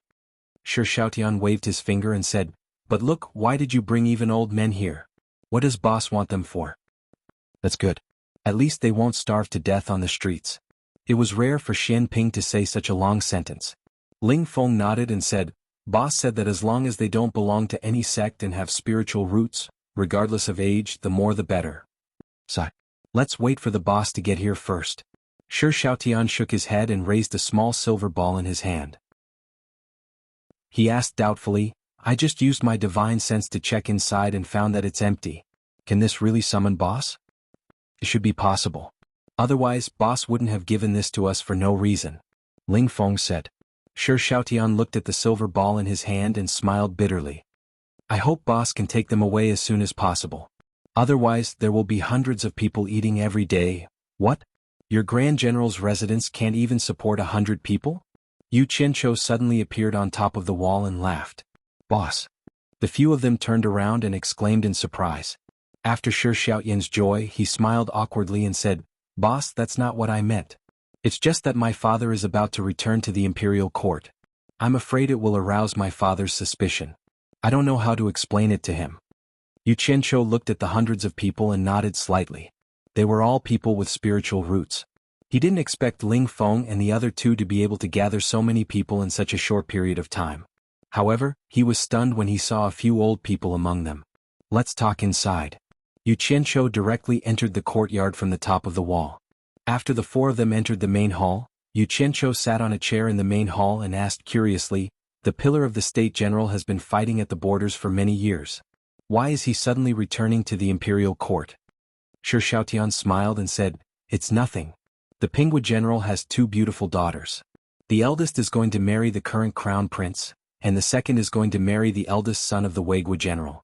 My father, the Pingwa general, and the Weigua general are the three great generals of the empire. Maybe it's because of this that my father has to come personally to congratulate them. An important official with an important official, and an important official with the crown prince? Yu Qianqiu's brows twitched. He seemed to feel that something wasn't right. He frowned and said, Xiaonan, among the three great generals of the empire, who has the greatest military power? It's not a matter of who has the greatest military power. The three great generals control 6 million soldiers and horses, and there isn't much of a difference in power. If we're talking about military power, I'm afraid it's still my father. Shi Xiaotian said with a hint of pride. What? Yu Qianqiu asked. Shi Xiaotian raised his hand and gestured. The south of the Wuxia Empire is a barren land that is rarely visited by humans. In the words of our cultivation world, it's called the demonic domain. The east side, Linhai, has always been guarded by the troops of the Weigua general. The Pingwa general's troops are mainly guarding the capital region, as well as the northern border. My father, the pillar of the state general, is guarding the west. The east side, Linhai, has no neighbors. The south is barren, and although it's dangerous, there are no wars. Although there's a big country in the north, they're located in a bitter cold land. In terms of strength, they can't compare to our empire. Only the west that my father guards is not only vast, but it's also connected to the 6 countries. Ever since our empire was founded, the 6 countries have never stopped having conflicts, big or small. Think about it, boss. For so many years, the troops in the east, south, and north have been preparing for war all year round. On the other hand, the west that my father guards is always preparing for war. Therefore, among the 3 great generals of the empire, my father's troops are the strongest. Oh, so that's how it is. Yu Qianqiu had always been in the cultivation world, so he really didn't know much about these things. After a moment of silence, he asked again, Then what about the defense of the west when your father returns to the capital? Isn't he worried at all? Ah, boss, you don't know. Shi Xiaotian laughed. Last year, the 6 countries attacked our empire together, instantly angering my father. My father immediately issued a death order. With a single command, his 2 million troops split into 6 groups and defeated the 6 countries one by one, causing them to suffer great losses. In the end, the 6 countries sued for peace. At the beginning of this year, they signed an inviolable treaty with our Wuxia Empire. That's why my father can return to the capital with peace of mind. As for the defense of the West, my father has already handed it over to my second brother. Second brother has grown up under my father's guidance. I believe that it won't be a problem for him to guard the West. Oh, that means that there's no war in the West for now? Yu Qianqiu asked. Shi Xiaotian laughed. The 6 countries have suffered great losses. Even if they want to cause trouble, it'll be impossible for them to do so in the next decade or so. Seeing the proud look on Shi Xiaotian's face, Yu Qianqiu didn't ask him anything else. However, in his heart he was grumbling. There was no war at the border, but the Shi family controlled the strongest troops of the Wuxia Empire. A single army was able to defeat the armies of the 6 countries at the same time. One could imagine the battle prowess of this army. Some people probably couldn't sit still anymore. Look, they even brought up the matter of an alliance marriage. Chapter 217. Ling Feng walked over and said, "Boss, I, Baizi and Xian Ping found the people in the garden. Although they don't have much aptitude, they still have some spiritual roots. I wonder if they can be used?" Yu Qianqiu came back to his senses and smiled. "It's fine as long as they have spiritual roots. How can there be so many people with good aptitude? Those with good aptitude have already been taken away by the major sections. You guys won't even have the chance to find them. But why did you bring the old man here?" Shi Xiaotian glanced at the 3 of them and laughed in his heart. Ling Feng was startled and said, "Boss, didn't you say it's better to have more people regardless of age?" "Did I say that?" Yu Qianqiu was stunned and immediately came to a realization. "Oh, I think I did say that before. Forget it, it's better than nothing. We can bring them back to cultivate and they'll be stronger than ordinary people. With so many people, we'll be worried about our food supply. It's better to bring them back and not do anything else. We can be self-sufficient. By the way, little Tian, when you have time, help me gather some grains and seeds of all kinds of fruits and vegetables. I have great use for them." The 3 of them didn't know what he was going to do. Shi Xiaotian nodded and agreed. Yu Qianqiu instructed again. Ling Feng, Baizi and Xian Ping, continue to search for people with spiritual roots. I'll still say it. I'll take as many as you can regardless of age. It doesn't matter if your aptitude is lacking, I have a way to solve it. But remember, keep a low profile and don't let the other sects find out. I've been chased out of supporting Immortals Island. Many people want to kill me. This general's residence is my stronghold now. Don't let it be exposed." The 3 of them looked at each other and Shi Xiaotian asked in surprise, "Why were you chased out of supporting Immortals Island?" "My ass." Yu Qianqiu stood up and patted Shi Xiaotian's shoulder. He smiled and said, "Xiaotian, I've taken revenge for you and An Kuangceng. The head of An Kuangceng, Lu Changqing, and his grandson Lu Jingguang were both killed by me." They were shocked again. Shi Xiaotian swallowed his saliva and said, "Boss, you're not lying to me, right? You killed Sect Master An Kuangceng? How is this possible?" "Damn it. Do I look like a liar to you?" Yu Qianqiu sighed and said, "AI. If I didn't kill him, would I have been expelled from the supporting Immortal Island?" Sigh. The days of having someone to back him up were over. From now on he would have to rely on himself. Everyone keep a low profile. They were completely speechless, but they still didn't quite believe it. How could the Righteous Path's 6th-ranked sect leader An Kuangceng be killed so easily? It's good to be expelled from this sect. In the future I can come here whenever I want. Alright, Xiaotian, get me a set of ordinary clothes. I can't wear the supporting Immortal Islands clothes anymore. I'll definitely get into trouble if I stroll around the capital. Yu Qianqiu said. Shi Xiaotian's eyes lit up. From Yu Qianqiu's words, he could tell that Yu Qianqiu was going to be here often. He immediately agreed happily and went out to find clothes for Yu Qianqiu. Ling Feng and the other 2 were also overjoyed. As for Yu Qianqiu, he flashed into the garden and stored the 100 or so people in the garden into Utopia. After giving some instructions to Guan Yu, Shi Xiaotian ran over excitedly with a set of clothes. He said, "Boss, try this set of clothes to see if it suits you. This is my second brother's clothes. His figure seems to be about the same as yours." Yu Qianqiu took a look and saw that the embroidered clothes, jade belt and thick-soled boots were all prepared. He threw them back and snappily said, "I just told you to keep a low profile. Why did you give me these clothes? Are you afraid that others won't notice me?" He waved his hand and said, "Just give me the clothes of your general residence's servants." "Servants' clothes are for you to wear?" Shi Xiaotian was stunned. Ling Feng and the other 2 felt a little uncomfortable looking at the silk robes they were wearing. Yu Qianqiu frowned and said, "Why are you so long-winded? If I say it's fine, it's fine." Left with no choice, Shi Xiaotian could only run back to get him a set of servants' clothes. When Yu Qianqiu put on a slanted hat and adjusted his brand-new black clothes, he instantly revealed a satisfied smile and said, "Not bad, not bad. These clothes are really low profile. Xiaotian, from today onwards I'll be your follower." I don't dare, I don't dare." Shi Xiaotian hurriedly waved his hand. He thought, if you become my follower, what if one day you're not happy? Where am I going to find spirit stones and spirit pills? Yu Qianqiu waved his hand and said, "Don't be long-winded. In front of others I'll be your follower. Behind others I'll still be your boss. That's settled. Ling Feng and the other two exchanged glances and said, Xiaonan, find us a set of servants' clothes too. What? Is it fun to be a servant's follower? Yu Qianqiu glared at them and said, Do you want to go to the capital's 10,000 flower house, to be a pimp? The three looked at each other and didn't dare to say anything. After staying in the capital for so long, the three naturally knew what kind of place 10,000 flower house was. Xiaotian. Speaking of 10,000 flower house, I've never been there before. Why don't you take me there now? Yu Qianqiu tidied up the crooked hat on his head and sighed. At this time he had already put away the storage bag and the sword on his back. To him it didn't matter if these things were on display or not. If he wanted to take them out, it would only take a thought. The three looked at each other and didn't know if he was telling the truth or not. Looking at his serious expression, it didn't seem like he was joking. Sure, Xiaotian asked tentatively, Boss, you really want to go to 10,000 Flower House? That place is a lively place. Lively? Yu Qianqiu nodded his head seriously and said, I was just saying it casually. Since you want to go, as your follower, I naturally have to accompany you. If you want to go, then hurry up. Let's go. Let's go. Don't waste time.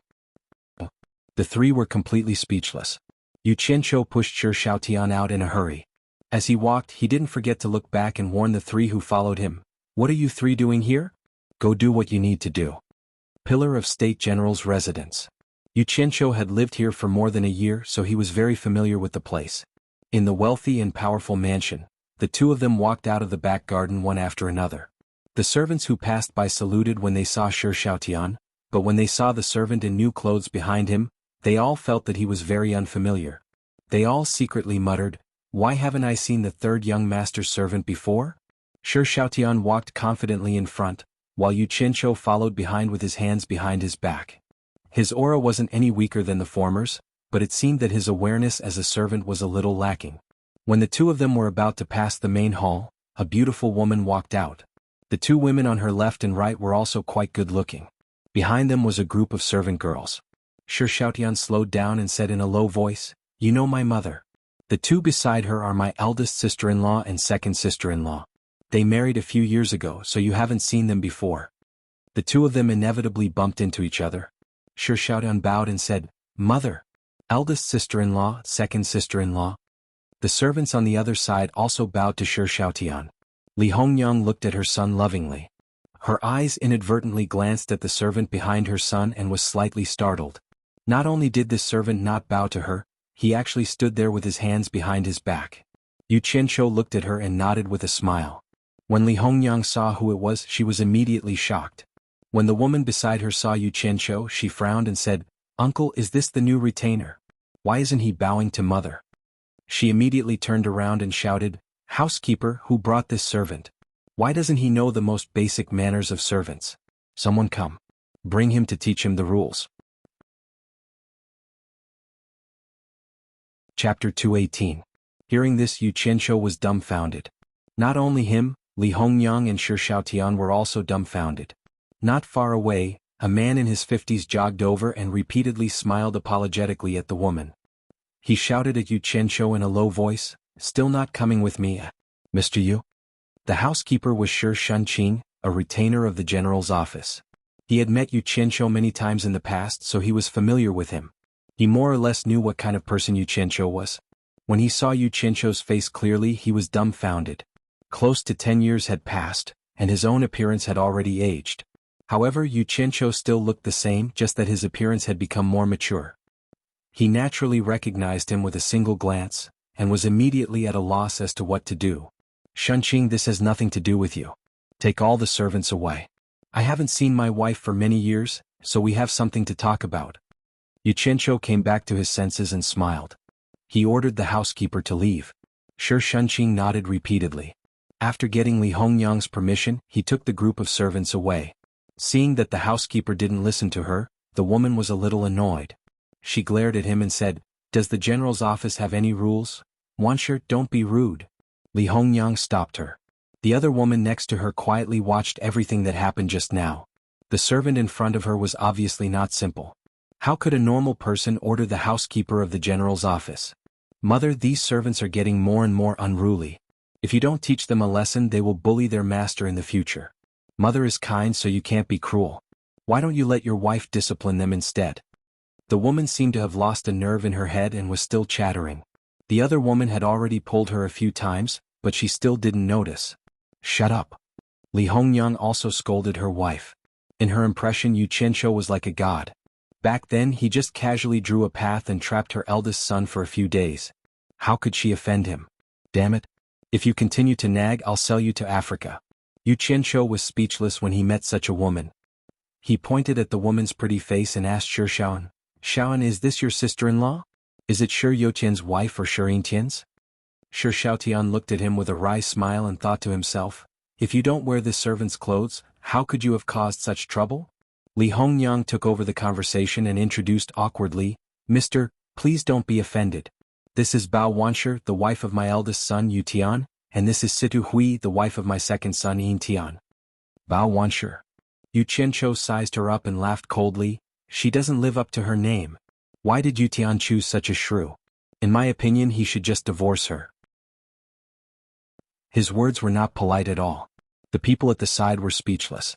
Shi Shaotian really didn't know whether to laugh or cry. Bao Wanshi was so angry that her face turned pale. She said with a trembling voice, You. Wah. She was so angry that she cried. Yu Qianqiu didn't have a good impression of shrewd-like women. What he said just now was to anger her. Seeing that she was crying, he immediately became interested in watching a good show. He jokingly said, Cry, continue to cry. It's too soft, louder. Bao Wanshi did as he said and began to cry loudly. Her voice was really sharp and she even made a lot of body movements. Situ Hui, who was at the side, tried to comfort her, but it was useless. Li Hongyang felt a headache coming on.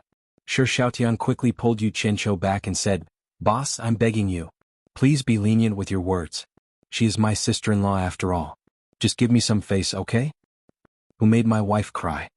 A voice that pretended to be angry was heard with a hint of laughter. Yu Qianqiu turned to look. A person walked out from the entrance. He wore a scholar's hat and a vermilion official's robe. Who else could it be but the Shi family's boss, Shi Yutian? However, he seemed much more mature than before, especially with the two small tufts of beard on his mouth. Wah! Bao Wanshi acted as if she saw her savior.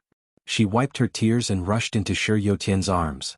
She began to complain about all her grievances. There's such an evil servant. Wanshi, don't cry. I'll teach him a lesson for you.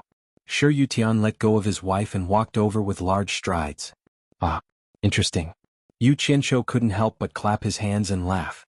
He said, Shi Yutian, we haven't seen each other for so many years. I didn't think you'd become a flower protector. I'd like to see how you'll teach me a lesson.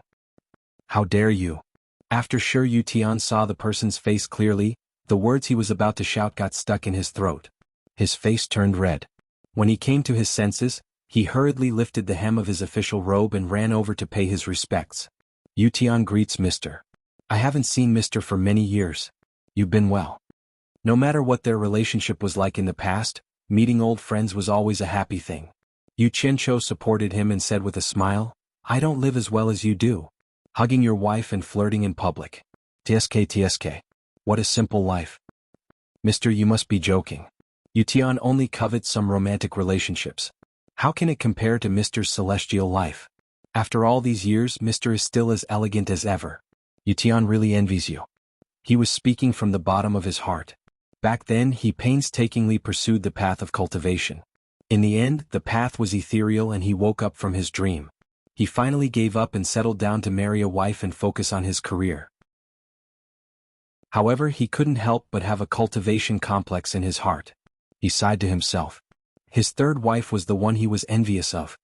He often wanted to chat with his third wife, but it was difficult to see her leave the forbidden area of the back garden. At this moment, Bao Wanshi was no longer crying. She was looking at her husband with her mouth wide open. No matter how stupid she was, she could sense that the servant in front of her was not ordinary. Shi Yutian waved at her and said, Wanshi, come and greet Mr. Bao Wanshi didn't know where to put her hands. She walked over gracefully and saluted with a flushed face. Bao Wanshi greets Mr. I was reckless and offended Mr. just now. Please forgive me, Mr. Situ Hui, who was at the side, was very obedient. She didn't need to be reminded and came over to bow. Situ Hui greets Mr. Yu Qianqiu snorted coldly at Bao Wanshi and ignored her. Instead, he raised his hand at Si Tuhui, indicating that she didn't have to be so polite. He smiled and said, "Are you Yin Tian's wife? I'm old acquaintances with your husband." "What? Husband?" This mister's words were a little rude. Si Tuhui muttered to herself, but she nodded with a smile and retreated to the side. Shi Yutian saw that Yu Qianqiu was ignoring his wife's apology. He immediately gave his third brother a look, asking him to plead for leniency.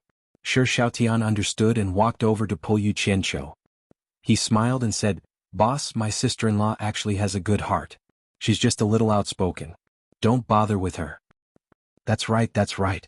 Shi Yutian walked over and said, "Yutian apologizes to Mr. on my wife's behalf. I hope that Mr. will forgive my wife this time for my third brother's sake." Actually, Yu Qianqiu wouldn't really bother with an ordinary person like her. However, women sometimes relied on their status and didn't know the immensity of heaven and earth. In order to be less long-winded in the future, he couldn't help but scare her a little. He immediately pointed his finger and shouted, "Bao Wanshi, I'll spare your life this time for the sake of the Shi brothers. If you dare to do this again, I'll definitely take your head. When that time comes, it'll be useless no matter who pleads for mercy. Hurry up and thank Mr." Shi Yutian tugged at his wife. Bao Wanshi felt very wronged. How could she be treated worse than an outsider in her own home? However, she still thanked him honestly. This matter was settled just like that. Bless the heavens. Yu Qianqiu patted his shoulder and sighed, "Xiaotian and I are going to Wanhua brothel. Do you want to join us?" Shi Xiaotian almost vomited blood. He looked at his mother, who was glaring at him, guiltily.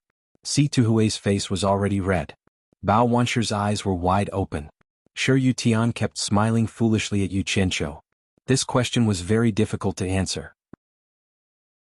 In fact, he really wanted to go out with Yu Qianqiu. It was not for the fans of Wanhua brothel, but purely for Yu Qianqiu. However, his wife, mother, and sister-in-law were all at the side. How was he supposed to answer? Yu Qianqiu joked, "Are you going or not? Why are you smiling foolishly? Give me an answer." Shi Xiaoyan's expression twitched. "Boss, you just want to see the world in chaos. You're not allowed to go." Bao Wanshi opened her arms and stood in front of Shi Yutian. She glared at Yu Qianqiu and said, "Even if you kill me, I won't let him go to that place with you." I didn't know that she was a feminist. Yu Qianqiu chuckled and said, "Yuden, since your wife doesn't want you to go, then forget it. Xiaotian, let's go." With that said, he walked straight out. Shi Xiaotian lowered his head and followed behind as if he was looking for ants. "Hey, Mr. Wait." Shi Yutian was a little anxious. "If you dare to go, I'll fight it out with you." Bao Wanshi jumped onto Shi Yutian and hugged him tightly. She didn't care about her image anymore. Not far away, Yu Qianqiu's laughter could be heard. Si Tuhui's eyes revealed a trace of curiosity. Who was this person? Chapter 219. The speed at which news spread in the cultivation world was very fast. It was much faster than the speed at which a horse could run or a pigeon could carry a message. Once the news of Yu Qianqiu being expelled from the supporting Immortals Island was released, it caused a huge uproar. Of course, an ordinary core formation disciple would not be able to cause such a huge uproar. The main reason was that the things he did had a huge impact. 100 Flowers Valley beat up the grandson of Sect Master Ong Kwangtsung, and Hat Island beat up the son of Deluo Sect Master. This guy seemed to be targeting those with status. Ong Kwangtsung announced that Sect Master Ong Kwangtsung and his grandson had been killed by Yu Qianqiu.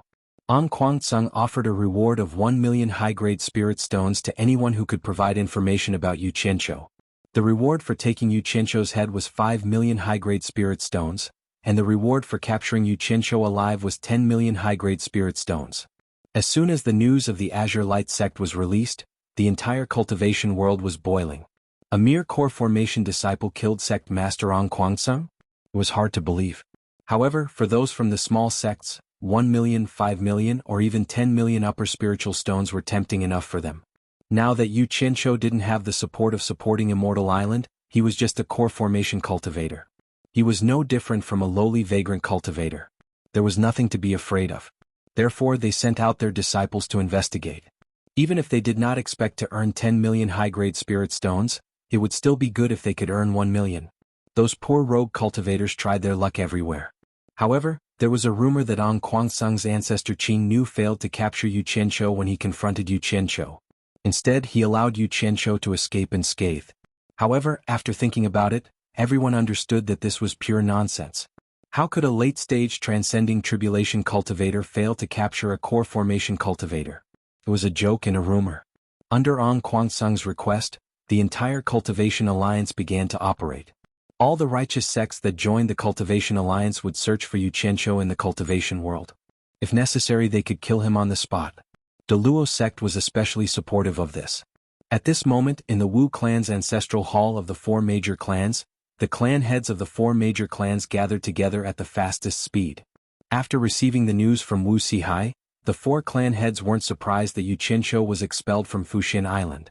After the four clan heads had a discussion, they issued a secret order to the disciples of the four major clans to search for Yu Qianqiu in secret. Once they found him, they were to protect him at all costs until he returned to the four major clans. Once this news was out, the evil Dao was the happiest. The righteous sects actually had such an unconventional traitor. Moreover, he was a traitor of Fuxin Island. Moreover, he was such a famous traitor. If he could join the evil Dao, it would be a huge blow to the reputation of the righteous sections. Why wouldn't they do it? As a result, the entire evil Dao alliance began to operate rapidly. All the evil Dao sects had a common understanding that they would protect Yu Qianqiu at all costs when necessary. If any of the sects suffered any losses because of this matter, all the sects would compensate them together. In short, they must not let the righteous sects succeed. 10,000 demons Qiu Weiyuan clamored in high spirits as he personally commanded this leap operation. In an instant, both the righteous and the evil Dao took action. Yu Qianqiu had completely disrupted the entire cultivation world. No one knew if the righteous sects would succeed or if the evil Dao would be rampant. In the bustling streets of the Wuxia Empire, Yu Qianqiu was wearing black clothes and a small hat. He was dressed like a servant and was completely unaware of everything that happened in the cultivation world because of him. He was leisurely strolling behind Shi Shaotian. When he saw the people in carriages passing by and people looking at him with strange eyes, Yu Qianqiu immediately restrained himself. Not to mention anything else, the fact that he was misunderstood by Bao Wanshi at the general's mansion meant that he was not good enough at acting as a servant. Thus, he found a passerby as a comparison. He put down his hands behind his back and straightened his chest. He followed behind Shi Shaotian with a dejected look. "Boss." Shi Shaotian turned around and was stunned. Why did his boss look like a thief? He said in a daze, "Are we really going to Wanhua Lu?" *CK. Have you ever seen a young master call a servant boss? Please act more properly and call me Little Qian. Yu Qianqiu rolled his eyes. Little Qian, are we really going to Wanhua Lu? Shi Shaotian said a little unnaturally. Young master, if you say so, we will go. Yu Qianqiu put on a servant's smile and thought, Wanhua Lu is so famous in the capital. I wonder what the difference is between the brothels of the ancient times and the ones in my previous life. I wasn't in the mood before, but now that I'm interested, I'll be letting myself down if I don't take a look. When did I say I wanted to go? It seems like you're the one who said you wanted to go. Shi Shaotian was speechless.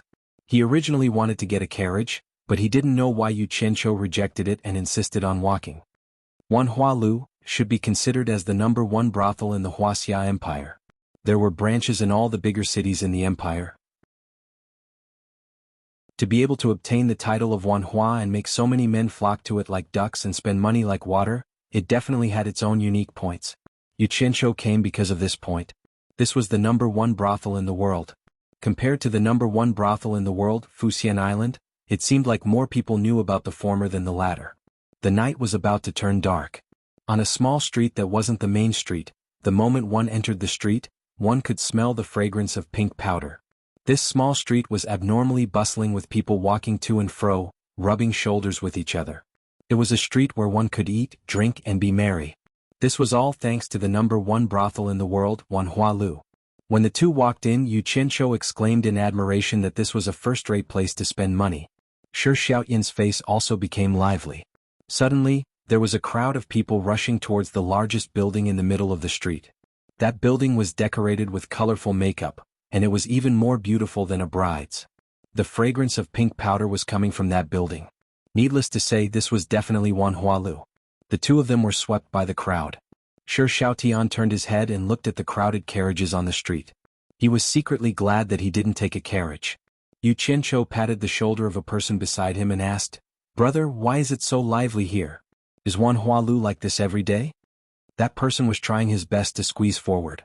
Hearing this, he looked at Yu Qianqiu with surprise and said, "One look and I know it's your first time here. Today is the day that the number one courtesan of Wanhua will appear. Normally you won't be able to see it. It only happens once a month. If you're lucky you might be able to see it." After saying this, he ignored him and continued to squeeze forward. The number one courtesan of the world's number one courtesan? How beautiful would she be? Yu Qianqiu was instantly interested. He secretly circulated his true essence, trying to push through the crowd. At this moment, a shout came from the street, "All of you get out of my way." The crowd turned around and saw an officer riding a large horse leading a large group of soldiers. They began to part the crowd and cut in. The commoners didn't dare to block their way, and the crowd began to squeeze to the sides again. The entrance of the 10,000 flower house was immediately surrounded by a group of soldiers wielding shining long sabers. Although there were soldiers guarding the entrance, the carriages on the street still couldn't enter. Hence, there were more soldiers protecting a group of people who got off the carriages and walked towards Wanhua. Looking at the clothes of these people, they were probably nobles. Seeing these people easily pass through the crowd with their heads held high, Yu Qianqiu really wanted to throw a few bricks at them, but after thinking about it he held back. The two of them squeezed into the crowd and waited for more than 2 hours.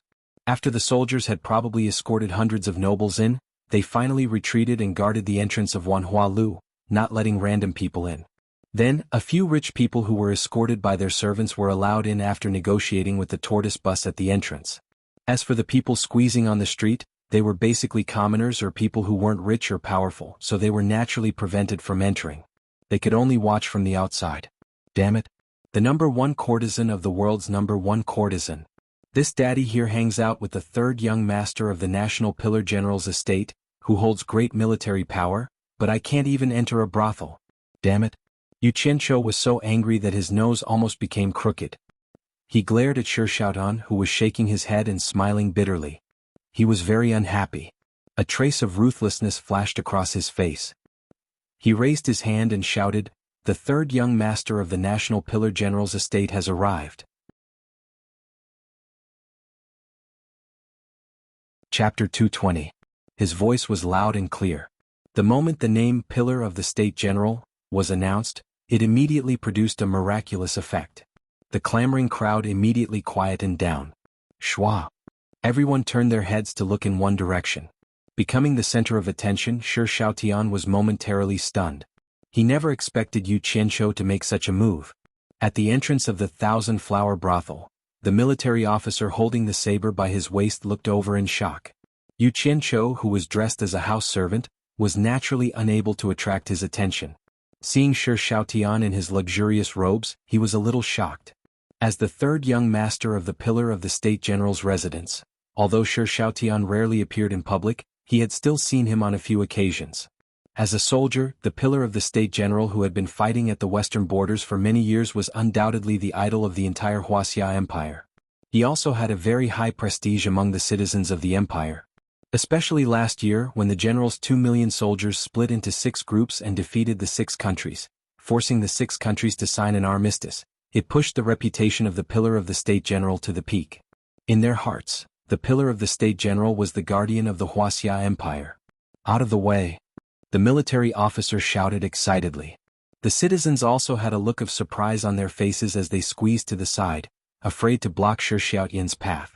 The military officer waved his hand, and the soldiers guarding the 1,000-flower brothel immediately split into 2 groups, rushing into the path that the citizens had vacated.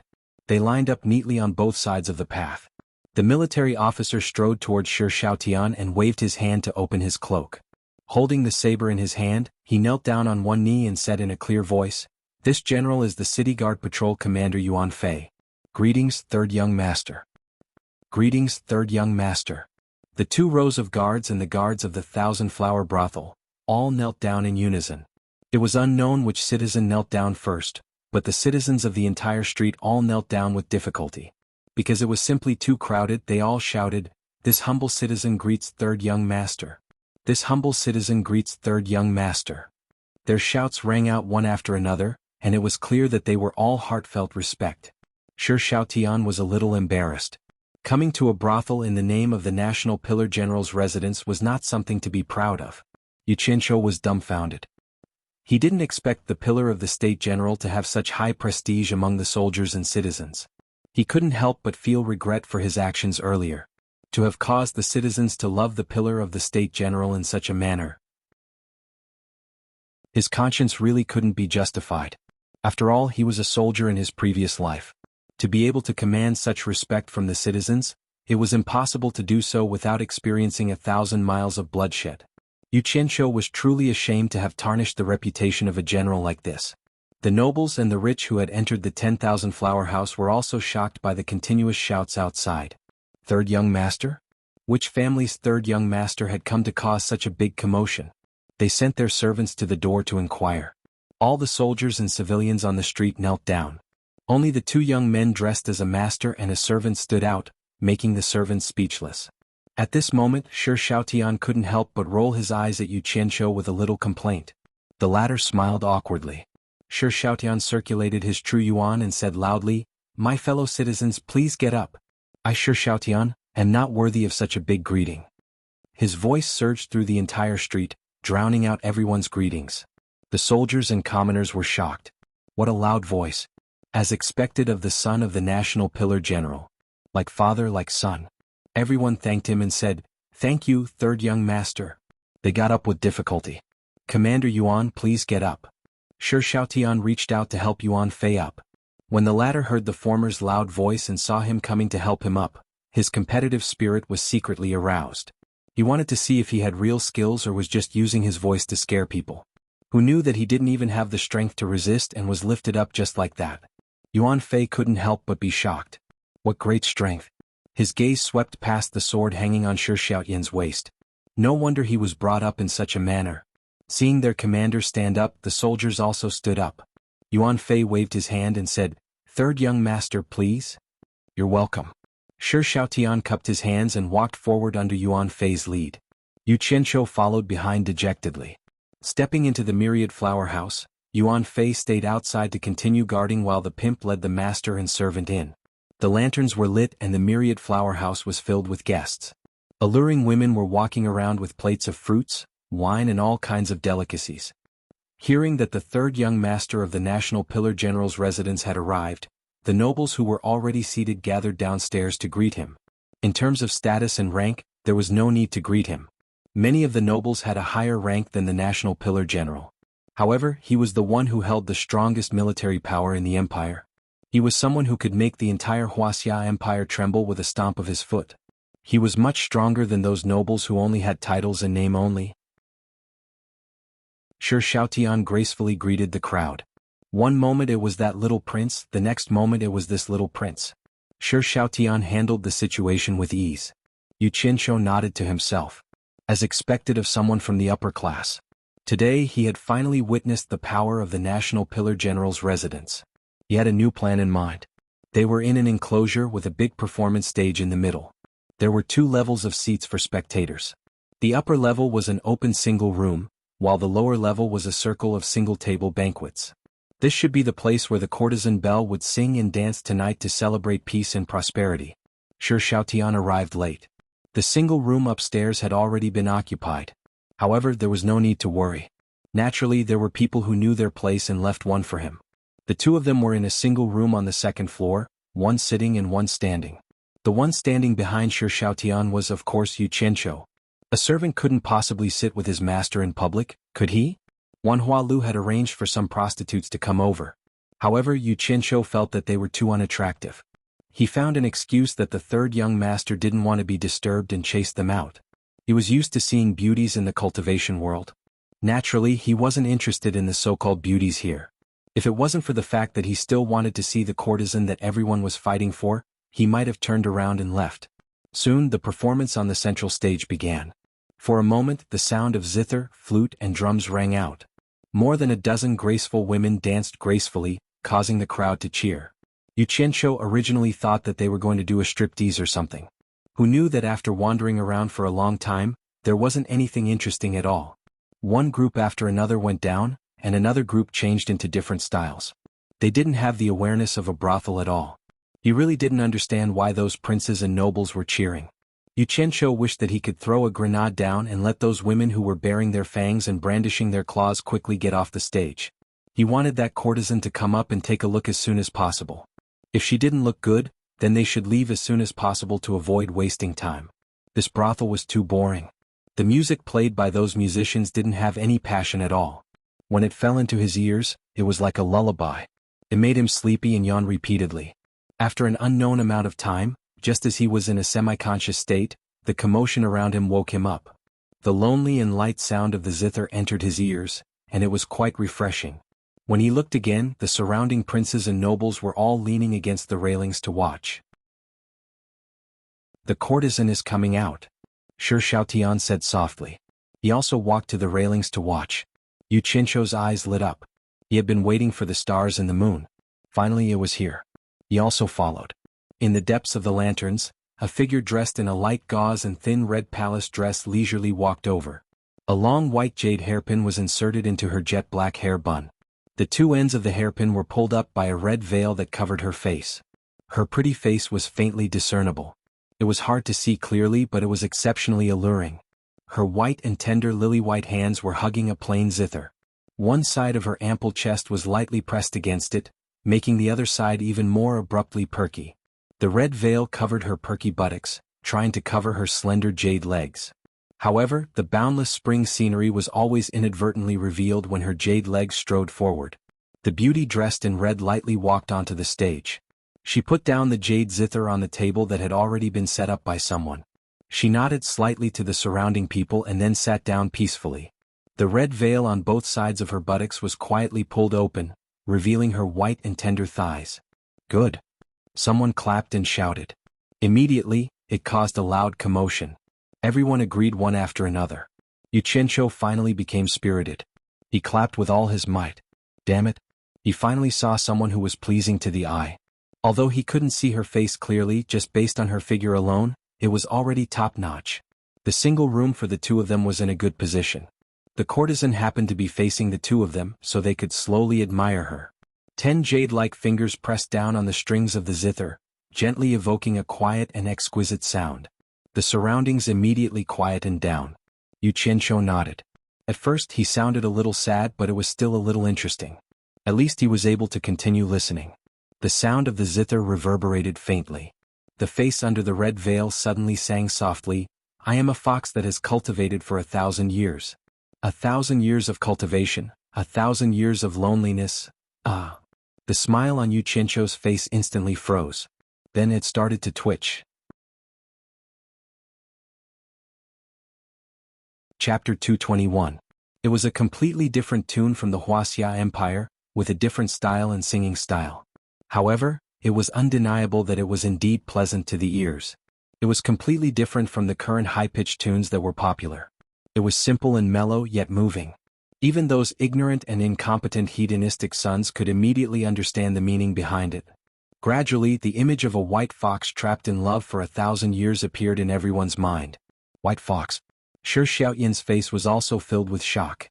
How did this popular tune in the cultivation world spread to the myriad flower house in the secular world? Moreover, the person who composed this tune was right beside him. The two of them looked at each other, completely losing the mood to look at beauties. They looked at the Hua Kuei again. Although they couldn't be sure, they had a feeling that the other party was sizing them up intentionally or unintentionally. This Hua Kuei was probably not simple. The surrounding nobles had previously been drooling over the Hua Kuei's beauty, but now they were completely immersed in the Hua Kuei's singing. Even after the song ended, they still couldn't extricate themselves. After a long time, their exclamations turned into cheers. They all felt that this trip was not in vain, so they rewarded the Hua Kuei with gold and silver ingots. However, the Hua Kuei seemed to be indifferent to the praises and rewards of the crowd. Yu Qianqiu and Shi Xiaotian were no longer in the mood to stay. They turned around and were about to leave quietly. Suddenly, a coquettish voice transmitted into Yu Qianqiu's ears. "I didn't expect that the abandoned disciple of Fuxian Island that the entire Cultivation Alliance is looking for would actually be involved with the pillar of the state generals." Yu Qianqiu stopped in his tracks and suddenly turned to look at the Hua Kuei downstairs. Who else could it be if not her who was able to sing the White Fox? The other party could actually transmit a voice. It was clear that her cultivation was above the tribulation stage. No wonder he couldn't tell. Who was this person? Unfortunately, his cultivation was not at the stage where he could transmit a voice. He couldn't question her in public, could he? He could only reveal a stern and questioning gaze. Seeing his reaction, Xiaotian also stopped. He didn't know what he was going to do. Yo. The third son of the National Pillar General was actually an early-stage foundation establishment cultivator, hee. Yu Qianshou, you've really found a good hiding place. Yu Qianshou heard Hua Kuei's laughter again. Don't look at me like that. You want to know who I am? Then let's meet at the top of the highest mountain in the western suburbs of the capital. Come quickly. Otherwise, I can't guarantee that the Cultivation Alliance won't find out about the relationship between you and the National Pillar General's residence, hee. After Hua Kuei finished transmitting her voice, she picked up her zither and quietly walked away amidst the cries of pain from the crowd. She only left the crowd with a graceful and extremely alluring back view. Many people beat their chests and stamped their feet, asking everywhere why the Oiran Queen left after just one song. No one could answer. Those who wanted to use force were also stopped by others. Since Myriad Flower Tower was able to establish itself in the Wuxia Empire, they naturally had a powerful background or strength to back them up. They weren't people they could afford to offend just because they wanted to. Yu Qianshou squinted his eyes as he watched Hua Kuei leave. He whispered into Xiaotian's ear, I have something to attend to. I'll be heading out first. You play by yourself. With that he left quietly. Xiaotian looked at the departing Hua Kuei, then at the departing Yu Qianshou. He sat down thoughtfully. After leaving Myriad Flower Tower, Yu Qianshou found an empty alley and released a flying sword out of thin air.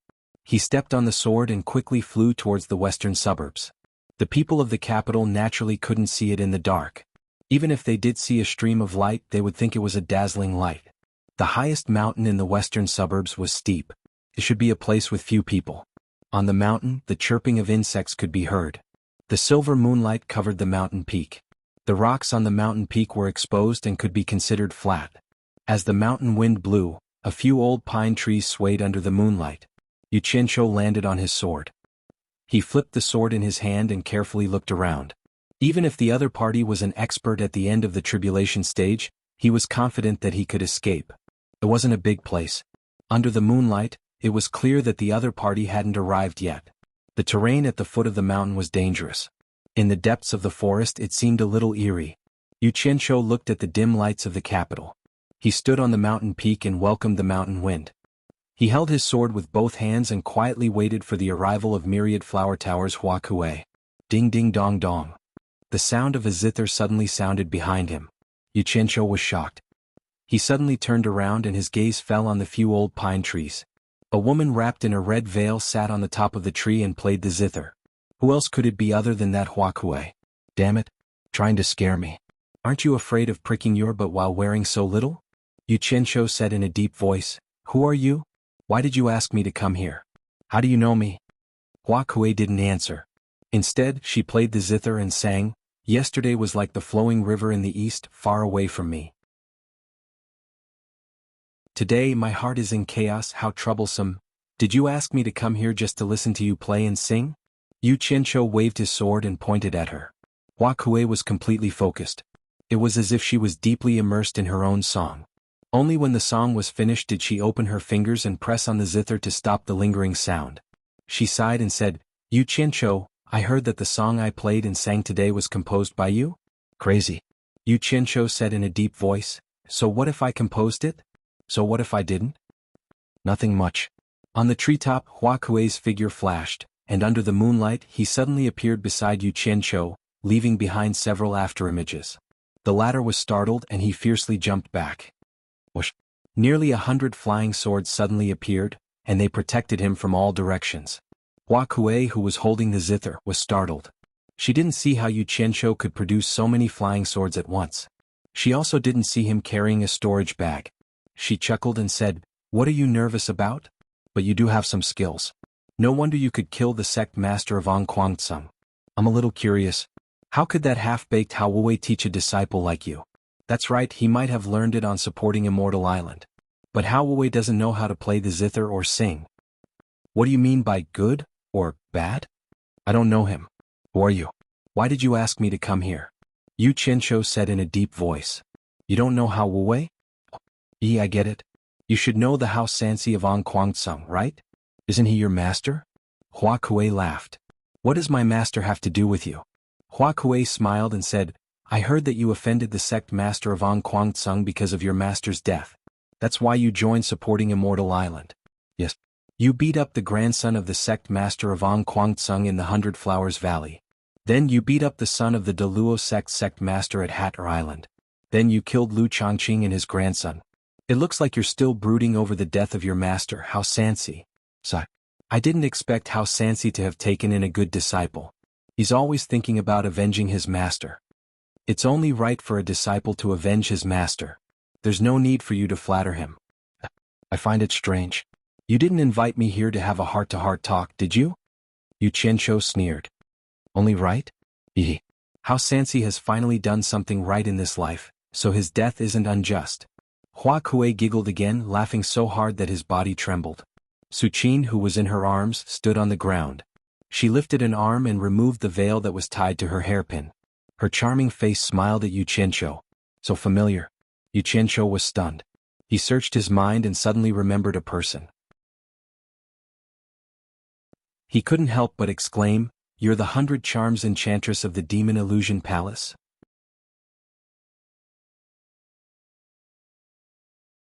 Chapter 222. Oh, little brother, you have a good memory. I didn't expect you to remember our first meeting. It's not in vain that I've been paying attention to you all these years. Ah. Allure Seductress spread her arms and swept her fingers over the strings of the zither. After a string of homophonic notes, she covered her mouth and laughed. Her breasts rippled, and the red muslin wrapped around her swayed with the mountain wind. The color of her lower body was faintly discernible. She was really charming when she smiled. Yu Qianqiu was stunned and thought, amazing. Among all the beauties he knew, he had never seen a woman like Allure Seductress. She had the charm of a mature woman to the extreme. No wonder she was called Allure Seductress. However, he didn't know whether she was a friend or a foe, so he couldn't be careless. He took a deep breath to calm himself down and said expressionlessly, Why have you been paying attention to me? Allure Seductress stopped laughing and shook her head. Are you really confused or just pretending? Don't you know the relationship between me and your master? Yu Qianqiu's eyes flickered. He had heard the conversation between her and Lu Wanwan in the Spirit Stone Mine. If Hao Wuwei was really his master, Hao Sansi, then the relationship between her and his master was ambiguous. He might even have to call her his master's wife. However, it seemed too ridiculous. How could a dirty old man like his master pick up such an arrogant girl? Besides, Allure Seductress was the master of the Enchanted Palace. Unless she was a pervert. Allure Seductress seemed to have seen through his mind. She didn't wait for his answer and told him a story of the past.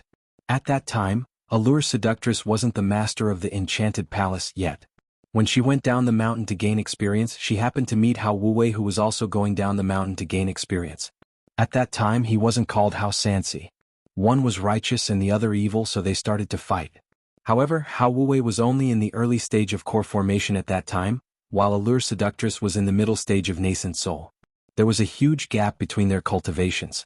As a result, Allure Seductress was not only injured but also captured by Hao Wuwei. The Allure Temptress had always looked down on the hypocrisy of the righteous, so she teased Hao Wuwei by saying that she wouldn't kill him as long as he was willing to join her Phantom Palace. However, Hao Wuwei would rather die than submit. Every time he opened his mouth, he would call her Demoness. As a result, he had angered the Temptress of 100 Charms. Thus, she tormented him until he was on the verge of death. But even if he was on his last breath, Hao Wuwei would rather die than submit. He continued to curse and swear loudly. Allure Seductress was shocked. She didn't expect that there would be a man who wasn't afraid of death in this world. She had never seen a man like this before. Her attitude gradually changed from disdain to ridicule, then to anger, and then from shock to admiration. Such a man was indeed rare in the cultivation world, and it could be said that she was convinced. Then a dramatic change occurred. Allure Seductress beat Hao Wuwei to death, but in the end she was the one who healed him. Under her careful care, Hao Wuwei's mood also changed during the healing process. He didn't expect that this seemingly seductive and absurd woman had such a side to her. As a result, there was a problem. When a man and a woman spent a long time together, once they had a good impression of each other, it couldn't be stopped and the two of them developed feelings for each other. To be exact, the two of them fell in love. In the cultivation world, It was absolutely forbidden for righteous and evil to fall in love with each other, especially in the righteous. Hao Wuwei, who had recovered from his injuries, returned to Ong Kwang-tsung uneasily. He didn't dare to mention this matter to his master. However, Allure Seductress was a woman who dared to love and hate. This might be the difference between evil and righteous. Allure Seductress couldn't bear the pain of lovesickness, so she secretly went to Ong Kwang-tsung to find Hao Wuwei. As a result, Hao Wuwei was scared to death and advised her not to come to Ong Kwang-tsung anymore. His words almost made Allure Seductress die of anger. "I'm not afraid. What are you afraid of? A man who isn't even afraid of death is afraid of this?" She was so angry that she simply revealed her whereabouts in Ong Kwang-tsung and quickly escaped. Her willfulness didn't cause any trouble for herself, but it caused Hao Wuwei to suffer. When the matter was exposed and he was reprimanded by the sect, Hao Wuwei honestly confessed what had happened and almost lost his life. If it weren't for the fact that his master happened to be the sect master of Ong Kwang-tsung and wanted to protect him, there wouldn't be Hao Sansi in the future. In fact, back then the sect master of Ong Kwang-tsung thought very highly of this disciple and even wanted to train him to be his successor. However, this matter was completely ruined. The sect master was heartbroken and reprimanded his disciple severely. He also changed his name to Hao Sansi, which meant that he should think twice before doing anything. In the end, he couldn't avoid the punishment and swore never to have any contact with Allure Seductress again. He even made a fuss and faced the wall to reflect on his mistakes for 10 years. After that, Allure Seductress was a little regretful, but she held on. In the end, the two of them really didn't see each other for decades. By coincidence, when the two of them met again, Allure Seductress couldn't believe her eyes. Hao Wuwei, who was upright and outspoken in the past, had actually become a sloppy old man. She found an opportunity to stop him alone and interrogate him. However, he said that his name was Hao Sansi and that he didn't know Allure Seductress or Hao Wuwei. She mistook him for someone else. After that, he smiled amiably and left. That's right, Allure Seductress cultivated a kind of seduction technique which had the effect of retaining one's youth. However, with Hao Wuwei's cultivation, he shouldn't have aged so quickly and become so much older than her. Even if he did age quickly, how could it be so easy for two people who had been in love for so many years to mistake each other? Both of them weren't ordinary people. Moreover, how could she hide the inexplicable sadness that flashed through Hao Wuwei's smiling eyes? After she spent a lot of effort to figure out what had happened to Hao Wuwei, Allure Seductress cried bitterly for 3 days and 3 nights. She brought all the misfortune to Hao Wuwei. After that, she begged Ong Kwang-tsung several times, wanting to meet Hao Wuwei. However, how could Ong Kwang-tsung agree to her request of a demon? It was already good enough that he didn't kill her. Therefore, she tried to force her way in several times, but how could Allure Seductress break in alone? She almost lost her life in Ong Kwang-tsung's hands. After understanding that one person's strength was too insignificant for Ong Kwang-tsung, Allure Seductress made up her mind and concentrated on her cultivation. After another decade, she sat on the position of the palace master of the enchanted palace as she wished.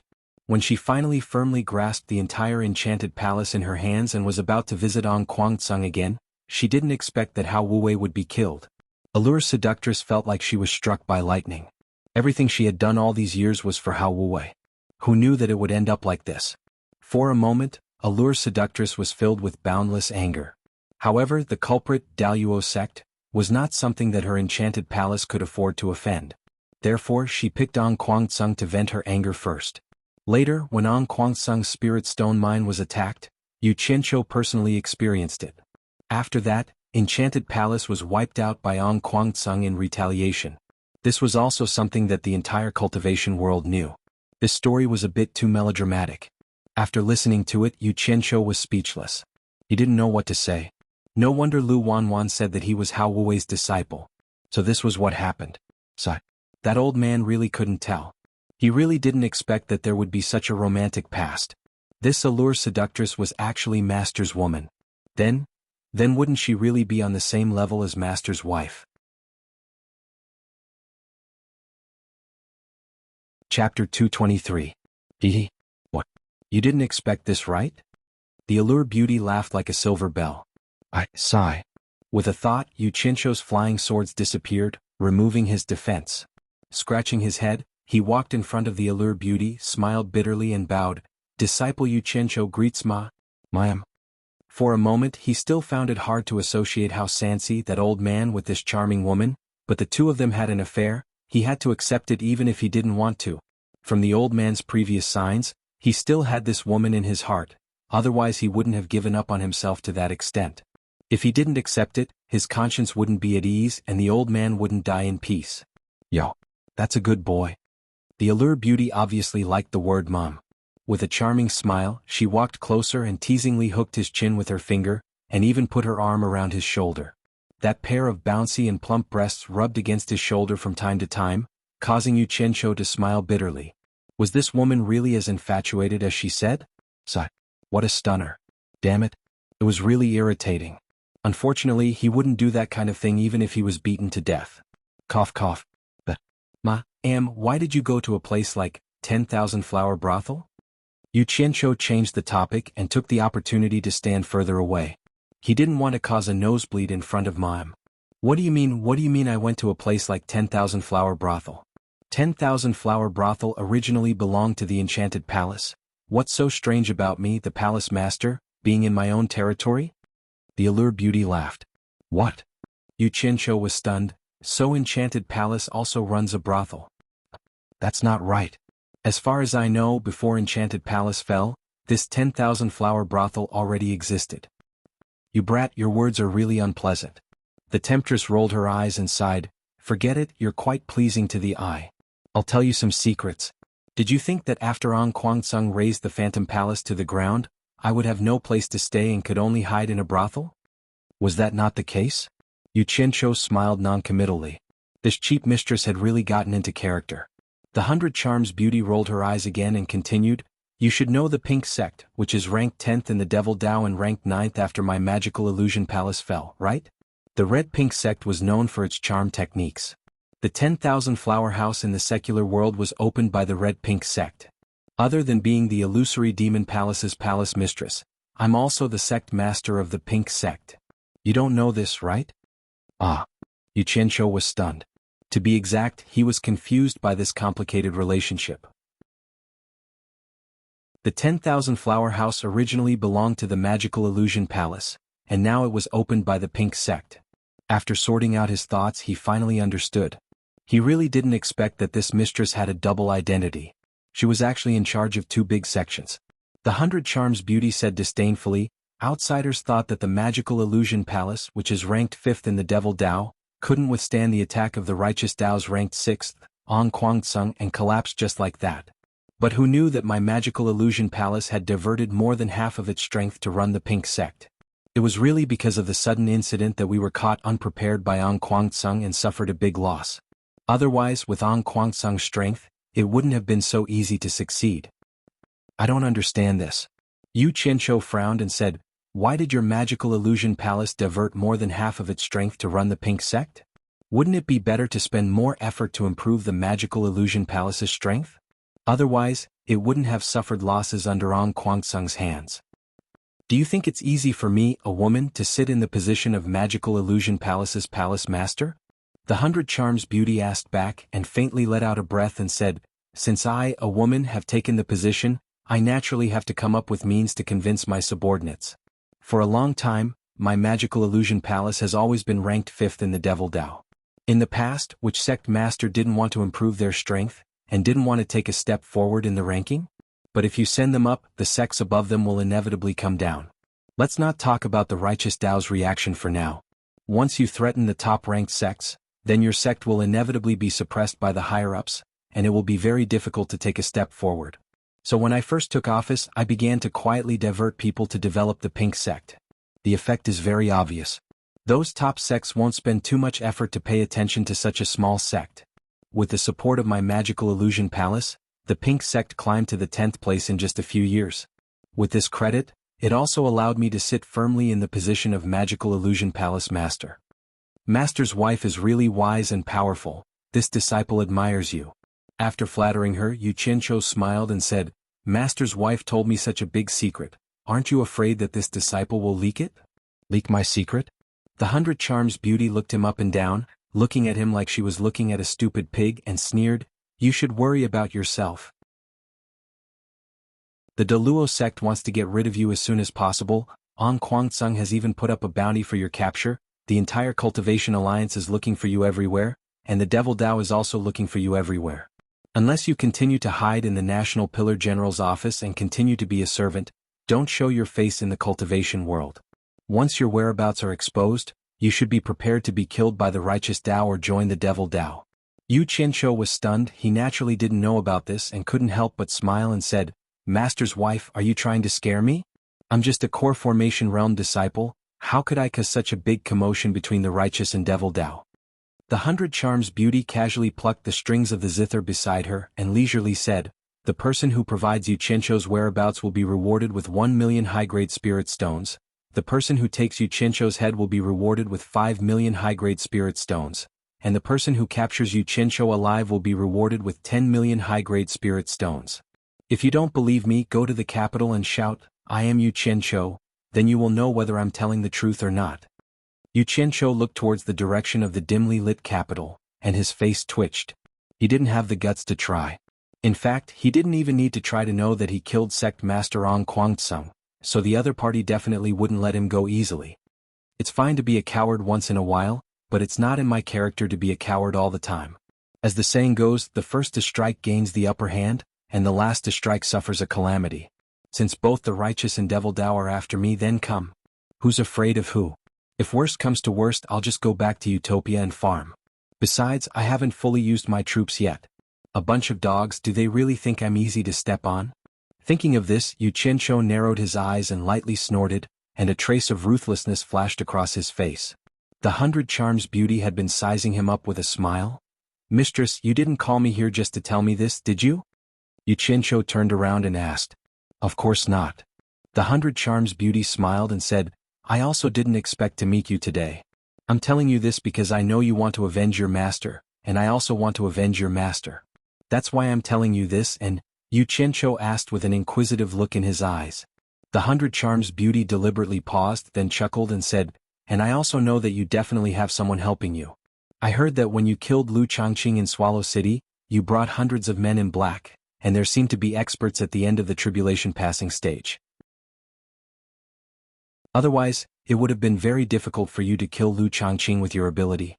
So, back then, when I was at the Spirit Stone mine in Ong Guangtsung, I planted a strand of divine sense on you. Who knew that it would be dispelled in the blink of an eye? It seems that your background isn't simple."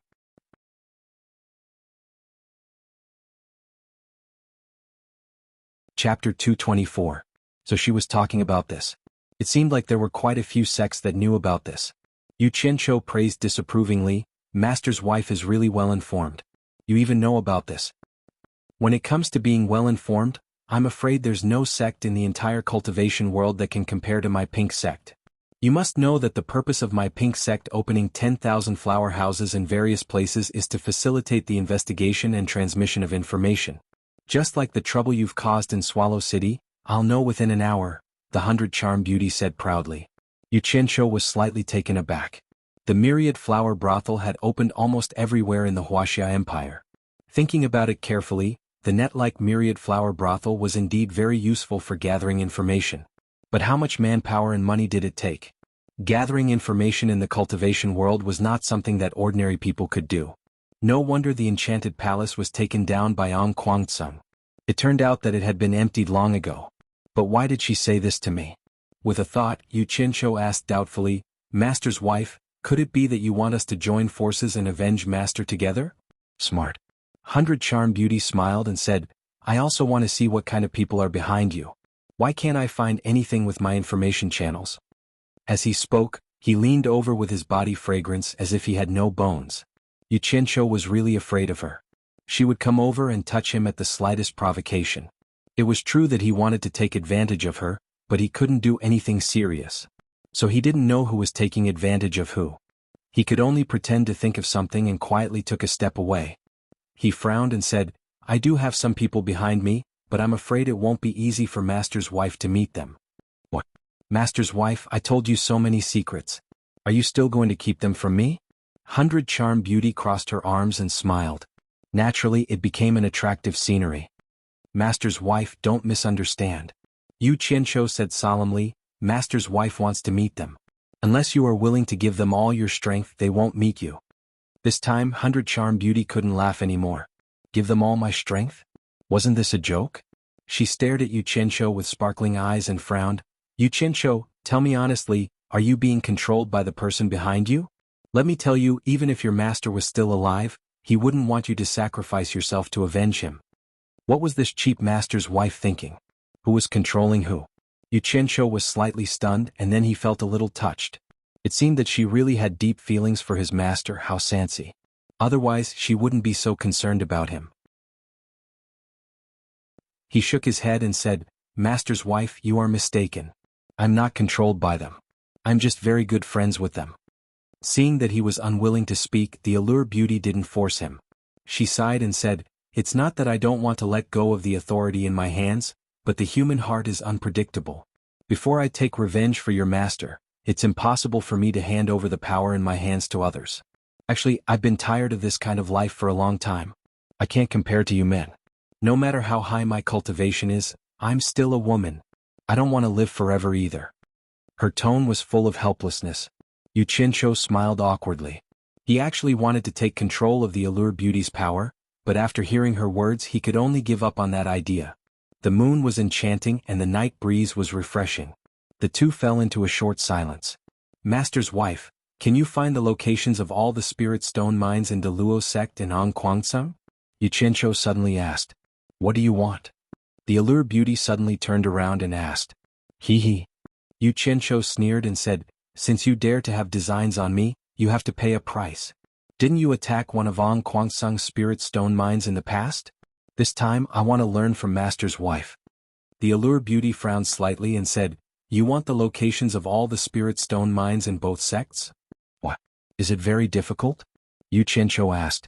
The Allure Beauty shook her head and said, The information on the spirit stone mines of all the major sects is readily available. I can give it to you anytime you want. However, since I caused a ruckus in the past, all the sects have strengthened their defenses around the spirit stone mines. If you have designs on so many places at once, I'm afraid it will be very dangerous. Seeing that she was so concerned about him, Yu Qianqiu was once again moved. He smiled and said, Don't worry, Master's wife, I am very afraid of death. I will not joke around with my life. I have my own plans for the specific operation. The Allure Beauty nodded and said, All right, I will organize it for you tonight.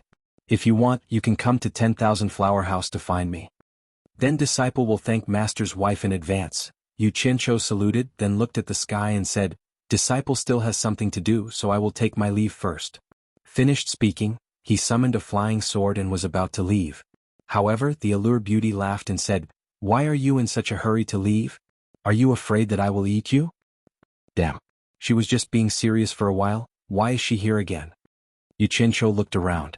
This really was a good place to do dirty things. There was no need to be afraid of people disturbing him. He couldn't help but smile bitterly and said, Could it be that Master's wife wants Disciple to accompany you to see the scenery? Not today. Next time I will find a chance to let you accompany me to see the scenery. The Allure Beauty giggled non-stop, walked closer and said, You are leaving just like this? Are you not going to give Master's wife a gift? Master's wife, whatever you want, just say it. As long as it is within my means, I will give it to you, Yu Qianqiu said helplessly. Meeting this kind of master's wife, there was really nothing he could do. He was really afraid that she would ask him to marry her, so should he refuse? The Allure Beauty didn't answer for a long time. Instead, she leisurely paced around a few times. The moonlight vividly showed off the curves under her thin veil. Yu Qianqiu took a breath and looked to the side. I heard that the 2 songs circulating in the cultivation world were composed by you. Why don't you compose a song for Master's wife as a gift? This won't force you, right? The Allure Beauty finally said the gift she wanted for their first meeting. Since Master's wife has asked, how can Disciple dare to disobey? Master's wife, please wait a moment, let me think about it. After finishing speaking, Yu Qianqiu also let out a sigh of relief. So this is what you want, I will just casually pirate a song for you. Seeing him slowly pondering, the Allure Beauty's eyes lit up. It should be known that Yu Qianqiu's 2 songs had spread throughout the cultivation world. Everyone would regard them as classics, especially women who especially liked them. However, there were not many people who knew that it was composed by this Yu Qianqiu in front of her. Unexpectedly, as soon as she asked, he actually agreed. Seeing him in deep thought, the Allure Beauty thought that he was racking his brains to come up with ideas in his mind. However, she didn't know which song he was thinking about. Of course, the song couldn't be too avant-garde. It definitely wouldn't work if he came up with something like, hum, haha use nunchakus. It must be something that ancient people could understand and suitable for her. After a long time, she saw him nodding as if he had understood something. He walked to the allure beauty's zither, grabbed it, walked to a rock on the cliff, sat cross-legged, put the zither on his knees and slightly adjusted his mood. Then he said indifferently, Master's wife, this song is for you on behalf of Master. The allure beauty was stunned. Just when she was about to say something, she heard the sound of the zither, so she had to calm down and listen.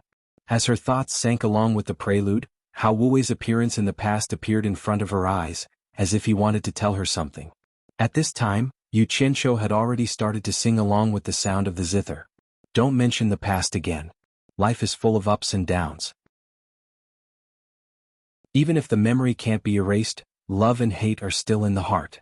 If you really want to cut off the past and let tomorrow continue, you don't have to painstakingly ask for my news. Love is a difficult problem, dazzling and confusing. Maybe it's possible to forget the pain, but it's too difficult to forget you. You never really left, you are always in my heart, I still love you, I can't do anything about myself. Because I still have a dream, I still have you in my heart, I'm always easily moved by the past, I always feel heartache for you. Don't be reluctant to stay in the years, I have thousands of unintentional tenderness, don't ask me if we will meet again, don't care if my words are insincere.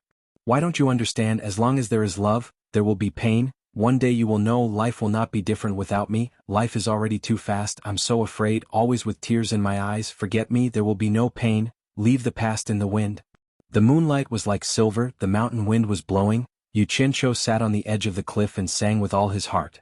At this time, the temptress was no longer as seductive as before, her eyes were already full of tears, she looked like she was scared out of her wits, as if she was talking to someone, her mouth muttered, don't mention the past. I really have to cut the past. Maybe it's possible to forget the pain, but it's not easy to forget you. You are always in my heart. As long as there is love, there will be pain. Forget me, there will be no pain, leave the past in the wind. Wu, are you talking to me? After playing and singing a few times, Yu Qianqiu let out a breath, stood up and turned around, seeing the heartbroken look of the temptress, he was suddenly stunned, he couldn't help but shake his head. Another infatuated woman, I hope this song is helpful to you, it can make you think better. He walked over and handed over the zither in his hand, softly said, Master's wife. The temptress wiped away her tears, took the zither and said with a trembling voice, Yu Qianqiu, what is the name of this song? Seeing her like that, Yu Qianqiu really couldn't bear to tell her the name of the song, but he couldn't think of a better name at the moment, so he could only bite the bullet and said, the name of the song is When Love is Past. Master's wife, disciple will take his leave first. After saying that, he flew away from the crime scene on his sword. Under the moonlight, on the peak of the mountain, there were a few old pines, the night wind was blowing gently, a woman wrapped in red silk was holding the zither, muttering, When love is past. When love is past.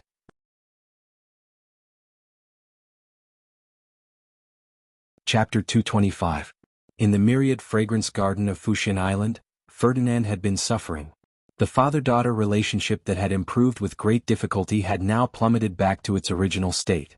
Furong once again regarded her father as a stranger. She even avoided him everywhere and didn't want to see him. The cause of the matter was naturally that Yu Qianqiu who was expelled from Fuxian Island. Ferdinand was also a shrewd person. He naturally saw that his daughter had already lost her chastity to that bastard. However, it was useless even if he was unhappy. Who asked his daughter to like him? He could only wander around the sect every day hoping to get more news about that brat. Furong didn't have the mood to cultivate these few days. She lay on the bed in the room all day, staring at a purple gold necklace in a daze. This was refined by Yu Qianqiu for her. There was a small transparent crystal ball hanging on the purple necklace. There was a little red in the small ball, which was very beautiful. Yu Qianqiu once told her that the red inside was a drop of his blood. She didn't know how it was put in. You don't want me anymore? You're going to abandon me? Furong looked at the necklace in her hand and muttered to herself. Her tears wet the pillow again. She didn't know how many times she had repeated this sentence these few days. Who doesn't want you anymore? A familiar voice suddenly appeared in the room. Furong turned her head to look. Yu Qianqiu, who was dressed in black and wearing a crooked hat, was looking at her and laughing. Furong sat up abruptly and rubbed her eyes a few times. She thought she had seen wrongly. Yu Qianqiu laughed and said, What? You don't even recognize me, your husband? Yu Qianqiu. Furong's eyes lit up. She immediately ran down from the bed barefooted and directly jumped onto Yu Qianqiu. She hugged him tightly and didn't let go. She buried her head and cried non-stop. Yu Qianqiu hugged her but with both hands and touched it. He scared and said, "Why are you full of bones? Have you not eaten for a long time? It's not as comfortable as before." Hearing this, Furong immediately stopped crying and got down from his body. Using her hand to feel his body, she frowned and said, "I seem to have lost some weight. Don't you like it?" Sigh. Yu Qianqiu let out a long sigh and carried her to the bed. He crouched down, grabbed her feet that were dirty from stepping on the ground, and carefully patted them clean. He picked up the shoes under the bed and helped her put them on while saying, "My family's Furong is pretty, but if you're as thin as firewood then you're not pretty. In the future remember to eat more. Don't think that you can stop eating just because you've reached the core formation realm. Have you seen those old guys on Fuxian Island who often don't eat? Let's not talk about being old, dry and skinny. Do you think you'll look good like that? I don't like it anyway." Furong thought about what he said, and a withered old face appeared in her mind. She also became like that. Furong shuddered at the thought of it. She hurriedly nodded and said, "Then I'll eat more in the future. You can take me away too." Yu Qianqiu's face twitched a little. It wasn't hard to take her away. The key was that there was already a Chu Ping-er in Utopia, so there was no problem with Baisuzhen. He just didn't know how Chu Ping-er and Furong would react when they met. It was better not to let them meet for the time being. After thinking it through, his expression suddenly became serious. He sat side by side with her and said, "Furong, I want you to do me a favor." Furong, who was previously crying, now seemed to have become a different person with Yu Qianqiu by her side. She nodded excitedly and said, "What do you want me to help with? Do you need spiritual herb seeds? I'll ask my father for it. If he doesn't give it to me, I'll help you steal it."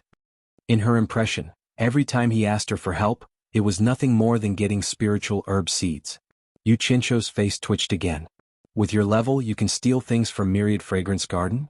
Wasn't it because that old fellow Ferdinand turned a blind eye to it?" He coughed and said cautiously, "I don't want you to help me with this. I want you to stay in supporting Xian Island and help me be a spy." "What is a spy?"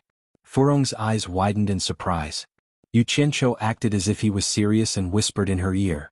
After Furong heard it, her expression also became serious. She nodded and said, "Don't worry. I'll write down all the news from supporting Xian Island. I'll tell you when you come." "Okay. Then I'll leave the matters here to you. I'll leave first." Yu Qianqiu stood up and said, "Wait." Furong hugged him and said shyly, "Don't you miss me?" Yu Qianqiu was stunned, but he immediately understood. This girl used to be afraid, but now she's tasting it again. He looked around and chuckled, "So it's here? It's not convenient. It won't be good if someone hears us." Furong bit her lip and said with a red face, "We'll be fine as long as we don't make a sound." "Is that so?" Yu Qianqiu nodded his head.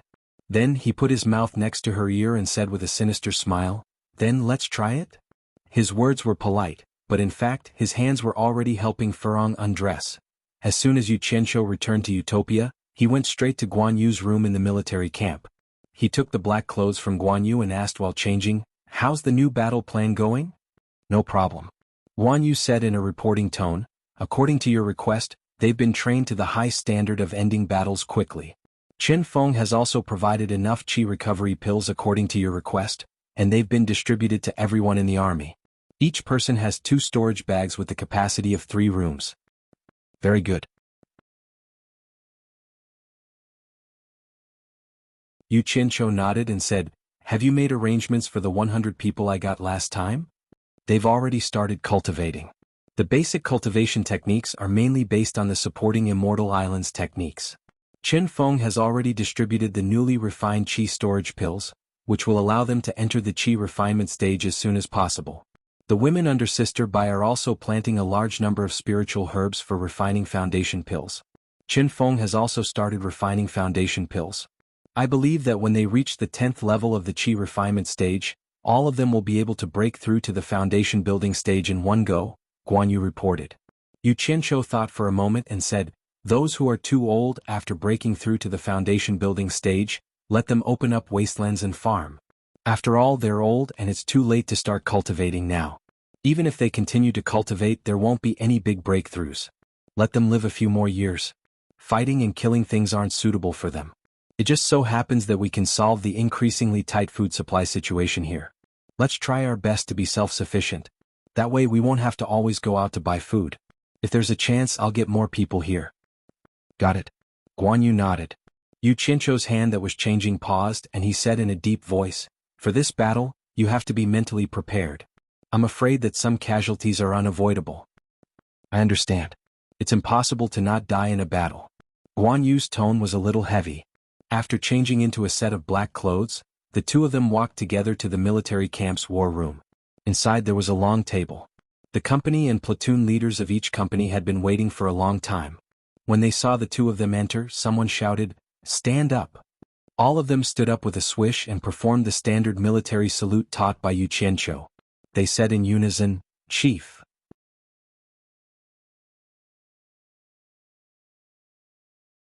Chapter 226. Yu Qianzhou raised his hand and saluted back, saying, "Everyone please sit." With that said, he walked to the end of the long table and sat down. Guan Yu walked to where Yu Qianzhou was supposed to sit. The two of them were facing each other, so their heads had been turned. Originally, Guan Yu was unwilling. Logically speaking, his current position should be the place where the leader of the team was qualified to sit. However, Yu Qianzhou refused because he had not been here for a long time. Guan Yu was the actual person in charge of the daily training and management here. He had to help Guan Yu establish his prestige because Guan Yu, as the chief instructor, had the lowest cultivation level in this group. Although he was working hard to catch up, it was enough for Yu Qianzhou to firmly grasp this point. It was enough for him to be the spiritual leader of this team. The platoon leaders began to report their respective training situation to Guan Yu. Like an outsider, Yu Qianzhou listened attentively and took advantage of this free time to size up everyone. He was quite satisfied with the results. There was no longer the old-fashioned cultivator expression on everyone's faces. Instead, everyone was in high spirits, looking a bit like soldiers. After listening to the reports, Guan Yu began to announce the operation plan to everyone. It was not easy to come by this plan. Some time ago, Yu Qianzhou had obtained the locations of the various sects' spirit stone mines from the Allure Beauty. He had picked the Daluo sect and Ong Kwangsung's mines to study.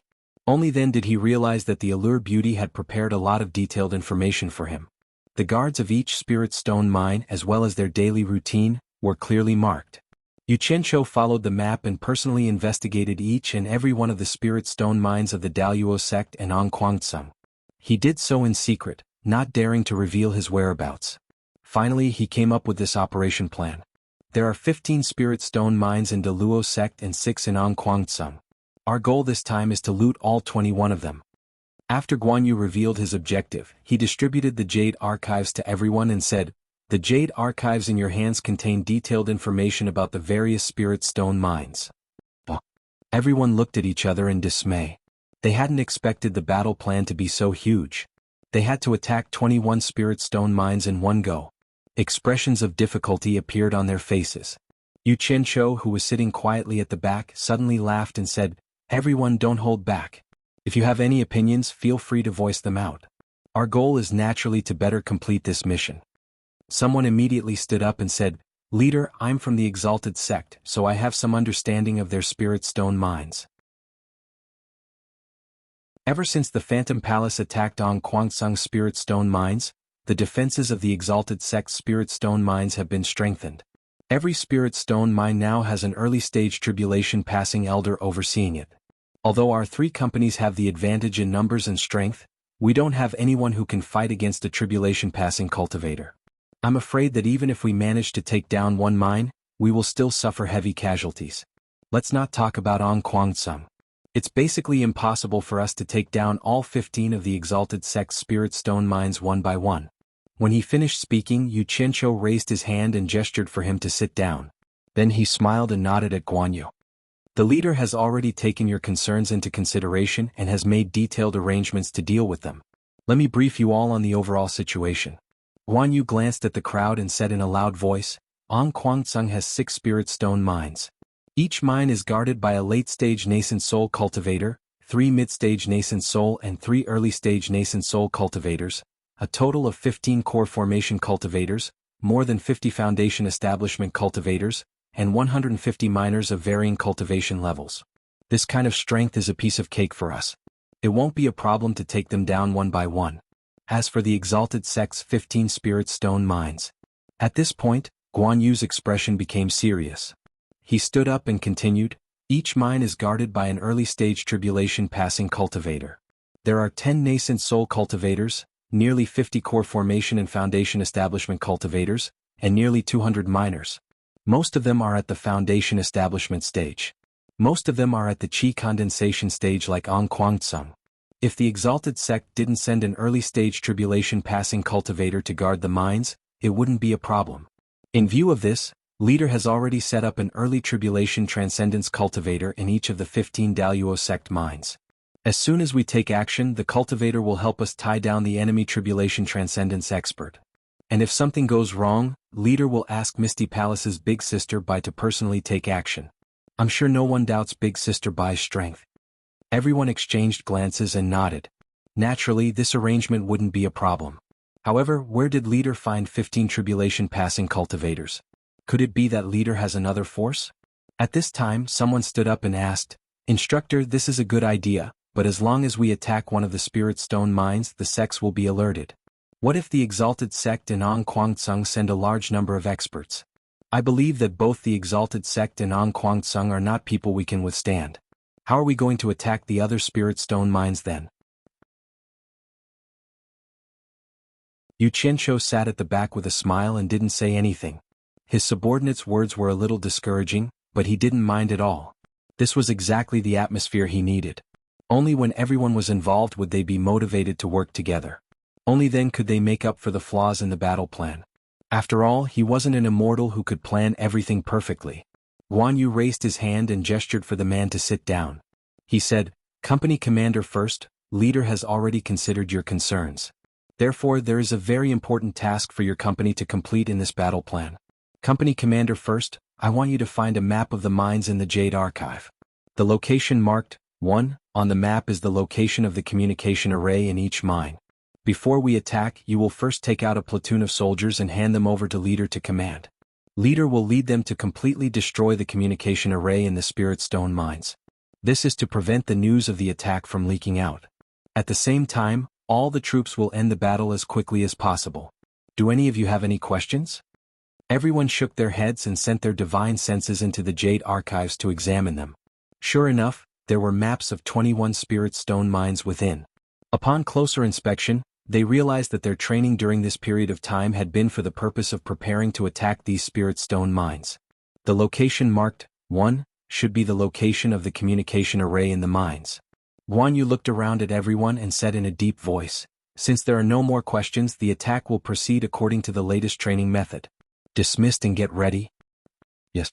Everyone got up and quickly left the war room to make their own arrangements. At this moment, Yu Qianqiu said in a deep voice, Yun Chang, in an hour all combat troops will assemble and depart. An hour later, a hurried and loud bugle call rang out in the camp. A group of fully equipped men in black clothes and masks quickly rushed out of the barracks and assembled in 3 groups at the plaza. Guan Yu rode his tall horse and paced back and forth below the stage. Yu Qianqiu stood on the stage with his hands behind his back and looked down at the people below. At this moment, a ray of light descended from the entrance of the camp. Chu Ping-er had arrived with little Wuqiu. The two of them had been attracted by the bugle call.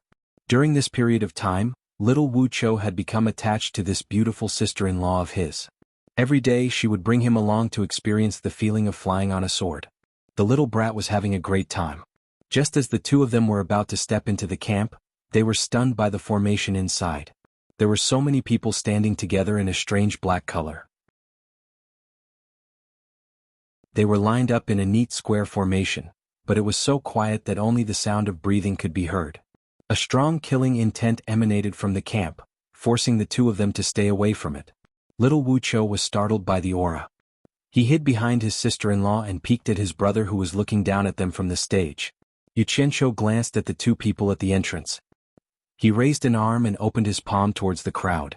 After he covered everyone with his divine sense, he shouted in a deep voice, "Depart!" In an instant all the people on and off the stage disappeared. There was no one left in the camp. Chu Ping-er and little Wuqiu didn't dare to go in. They held hands and left in silence.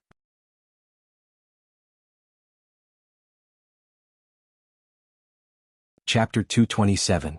Behind a barren hillside, hundreds of men in black suddenly appeared.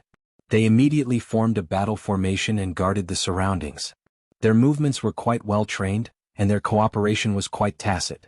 Yu Qianqiu was dressed in black, but he did not cover his face like the others. Only Guan Yu, who was sitting on the horse, was still dressed in a green robe. The wind whistled. Yu Qianqiu looked around. This was the location he had chosen when he was scouting.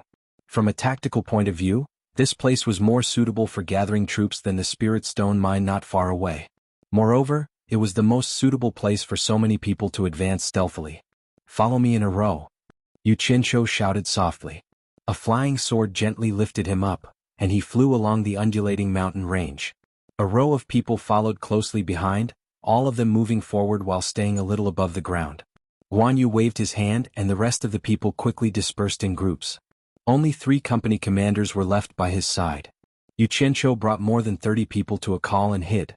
An Kuangsung's Spirit Stone mine was at the bottom of a slope in front of them. They could already hear the shouts of the people inside. If they showed their heads now, they would definitely be discovered by the people on the high ground. He needed to wait for the others to surround the Spirit Stone mine within the stipulated time. Then he would launch a sudden attack. At that time, even if the other party discovered them, it would not be much of a problem. It would be enough to catch them off guard. There were no unusual movements in the surroundings. Obviously, the other people's encirclement had not been discovered by An Kuangsung's people. At this time, if someone looked down from the sky, they would see that there were hundreds of black shadows surrounding the Spirit Stone mine. In fact, this method was not very safe.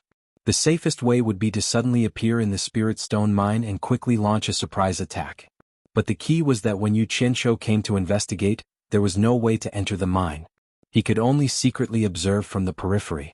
He could not run in and leave a positioning mark in a suitable place for everyone to appear instantly. Because Yu Qianqiu had the golden pearl, if he controlled his breathing and remained motionless, it was estimated that no one would be able to discover him. However, if he were to sneak in, there would inevitably be some movement. With his cultivation, it would be very difficult to hide from the nascent soul experts inside. Estimating that it was about time, Yu Qianqiu made a ready gesture to everyone. One of his hands made a gesture of 5, 4, 3, 2, 1. Everyone stared at the movements of his hands, and the flying sword in their hands was ready. When the last finger was flicked, Yu Qianqiu took the lead and fiercely flew out of the call on his sword. The 30 or so people below him all flew out in a flash. Yu Qianqiu's mind moved. His fingers pointed to a tall wooden building in front of him. Hundreds of flying swords suddenly appeared around him. Xiu xiu. They shot out like a storm. On the wooden building, there were 2 disciples of Foundation Establishment Stage leaning on it and watching the scenery with boredom. Although their duty was to observe the surrounding situation and prevent sudden danger, no one would think that robbing the Spirit Stone mine would happen easily. After all, An Kuangsung was not an ordinary sect. The Magic Illusion Palace was an example. When they heard the sound and turned around to find the hundreds of cold lights, it was too late. The flying swords were as fast as lightning. The speed of the flying swords was Yu Qianqiu's forte. It was suitable for a sneak attack. Puff puff puff. The hundreds of flying swords smashed the wooden building on the high road. A few puffs of blood exploded and limbs fell. The hundreds of flying swords quickly returned to Yu Qianqiu's side like locusts, protecting his body. More than 30 people quickly flew over the collapsed wooden building. Yu Qianqiu pointed the sword in his hand at a cave. The information provided by the Enchantress of 100 Charms proved that it was the place where the communication array was set up. The dozens of people shot over at their fastest speed. In the meantime, a few An Kuangsung disciples ran over. However, they were unable to block the fierce attack led by the nascent soul stage black-clothed members. With a single blow, several people were already dismembered. Just as a few people stuck their heads out of the cave to see what was going on outside, dozens of people each took out a spirit talisman and threw it in. A series of loud crackling sounds came from inside, followed by miserable screams.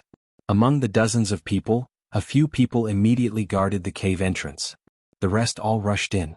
With the sound of movement, Guan Yu rode his horse to the top of a Spirit Stone mine. He stroked his long beard and pulled out a large flag from his storage pouch. Hi. With a sound, he inserted it into the mountain top. The hero flag fluttered in the wind. This was the signal for an all-out attack. How dare you? Who dares to provoke me, An Kuangsung? A figure flew out from a row of wooden houses in the mine. Then, as if a nest had exploded, all the disciples guarding the mine of Ong Kwang Tsung flew out. Looking around, a group of black-clothed people had already surrounded the mine in the mountain. From the stunned expressions of many people, it could be seen that they clearly had not reacted to what was happening. A small black flag appeared in the hands of the third company's commander beside Guan Yu. He raised his hand and waved it.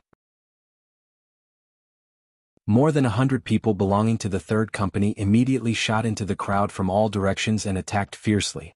Immediately, the scene of the Ong Kwang Tsung disciples surrounding the more than 100 people of the third company appeared. For a moment, there was a flash of light, and the sounds of fighting could be heard incessantly. With a cold snort from Guan Yu, a small black flag also appeared in the hands of the second company's commander. He raised it and waved it left and right. The Ong Kwang Tsung disciples who were fighting the third company in the mine were immediately surrounded by more than 100 people from the outside. A massacre had begun. Ong Kwang Tsung was immediately attacked from all sides. He was in a precarious situation and could be annihilated at any time. This was a battle without any suspense. The people from Utopia were originally the elite disciples of the top 3 sects in the Orthodox and Devil sects. They had been through a long period of killing in the Demon Ghost region. In terms of fighting, they were top-notch experts among people of the same cultivation level. Half of them were at the nascent soul stage and half of them were at the core formation stage. After going through military training, they emphasized on mutual cooperation. If one person attacked, there would definitely be 2 to 3 people to help defend. As for Ong Kwang Tsung, most of them were at the foundation establishment stage. There was only one person who was at the late stage of the nascent soul stage. That person had long been entangled and beaten up by a few nascent soul stage cultivators. The company commander raised his hand and clenched his fist. The remaining 2 platoons immediately narrowed the encirclement to prevent anyone from taking the opportunity to escape. On the other side, after Yu Qianqiu successfully destroyed the communication array in the cave with his men, he immediately ordered the platoon to ignore the other fights and split into groups of 2 to 3 to search for the miners in the various caves. The miners were disciples who did not have any artifacts, so they had to be captured alive. Those who could not be captured alive were to be killed on the spot. The platoon immediately accepted the order and dispersed. Yu Qianqiu flew to Guan Yu's side. It just so happened that the late-stage nascent soul cultivator from Ong Kwang Tsung saw that the situation was hopeless and tried to break through the encirclement to escape. Yu Qianqiu coldly glanced at him and shouted in a deep voice, "Kill!" He did not have a good impression of these so-called elders from Ong Kwang Tsung. The 3 late nascent soul stage company commanders beside Guan Yu flashed over at the same time, and with a joint attack in midair, they knocked the man down on the spot. The 3 nascent soul stage cultivators who were originally surrounding him also flew up from below, 3 on top and 3 below. The 6 of them attacked in midair, and the late nascent soul stage cultivator from the Azure Light sect let out a miserable scream, and turned into a rain of blood. The 3 company commanders flew back to Guan Yu's side as if nothing had happened. The battle ended very quickly. From the start of the attack to the end, it only took a quarter of an hour. Yu Qianqiu looked at his subordinates in the field. After the battle, not a single one of them died. Only a few of them were slightly injured. With such an absolute advantage, coupled with careful preparation and a surprise attack, they should be able to achieve such a result. Yu Qianqiu nodded in satisfaction and shouted, "Don't hesitate, clean up the battlefield. Take everything you can quickly." The remaining 2 platoons immediately rushed down. At the same time, more than 10 nascent soul stage cultivators flew in all directions to help. The group of people immediately moved. Those Ong Kwang Tsung disciples who were lying on the ground and dying were immediately stabbed a few more times. There was no need to leave those who couldn't be saved alive. This was one of the subjects in the previous drill. Then a large-scale sweep began. Storage bags and the like were directly pulled out from the corpses. Even a flying sword that had fallen to the ground was not spared. The platoon that had been ordered by Yu Qianqiu to capture the miners escorted a group of people out one after another. These miners were people who were not well liked in Ong Kwang Tsung, and they had suffered a lot here. During the capture process, almost no one resisted. At this moment, when they saw the corpses of the Ong Kwang Tsung disciples on the ground, they did not have a trace of pity on their faces. Instead, when they faced the men in black around them, their expressions were filled with fear, not knowing what would happen to them.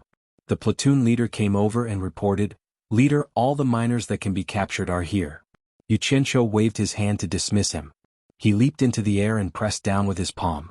His divine sense enveloped the trembling miners, and the platoon of people instantly entered Utopia.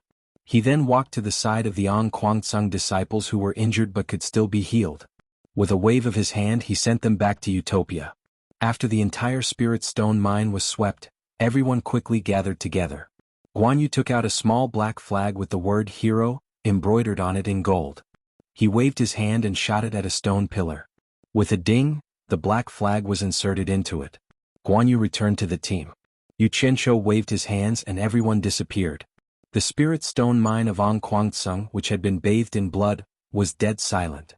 Only the shattered corpses on the ground could prove that a fierce battle had taken place here.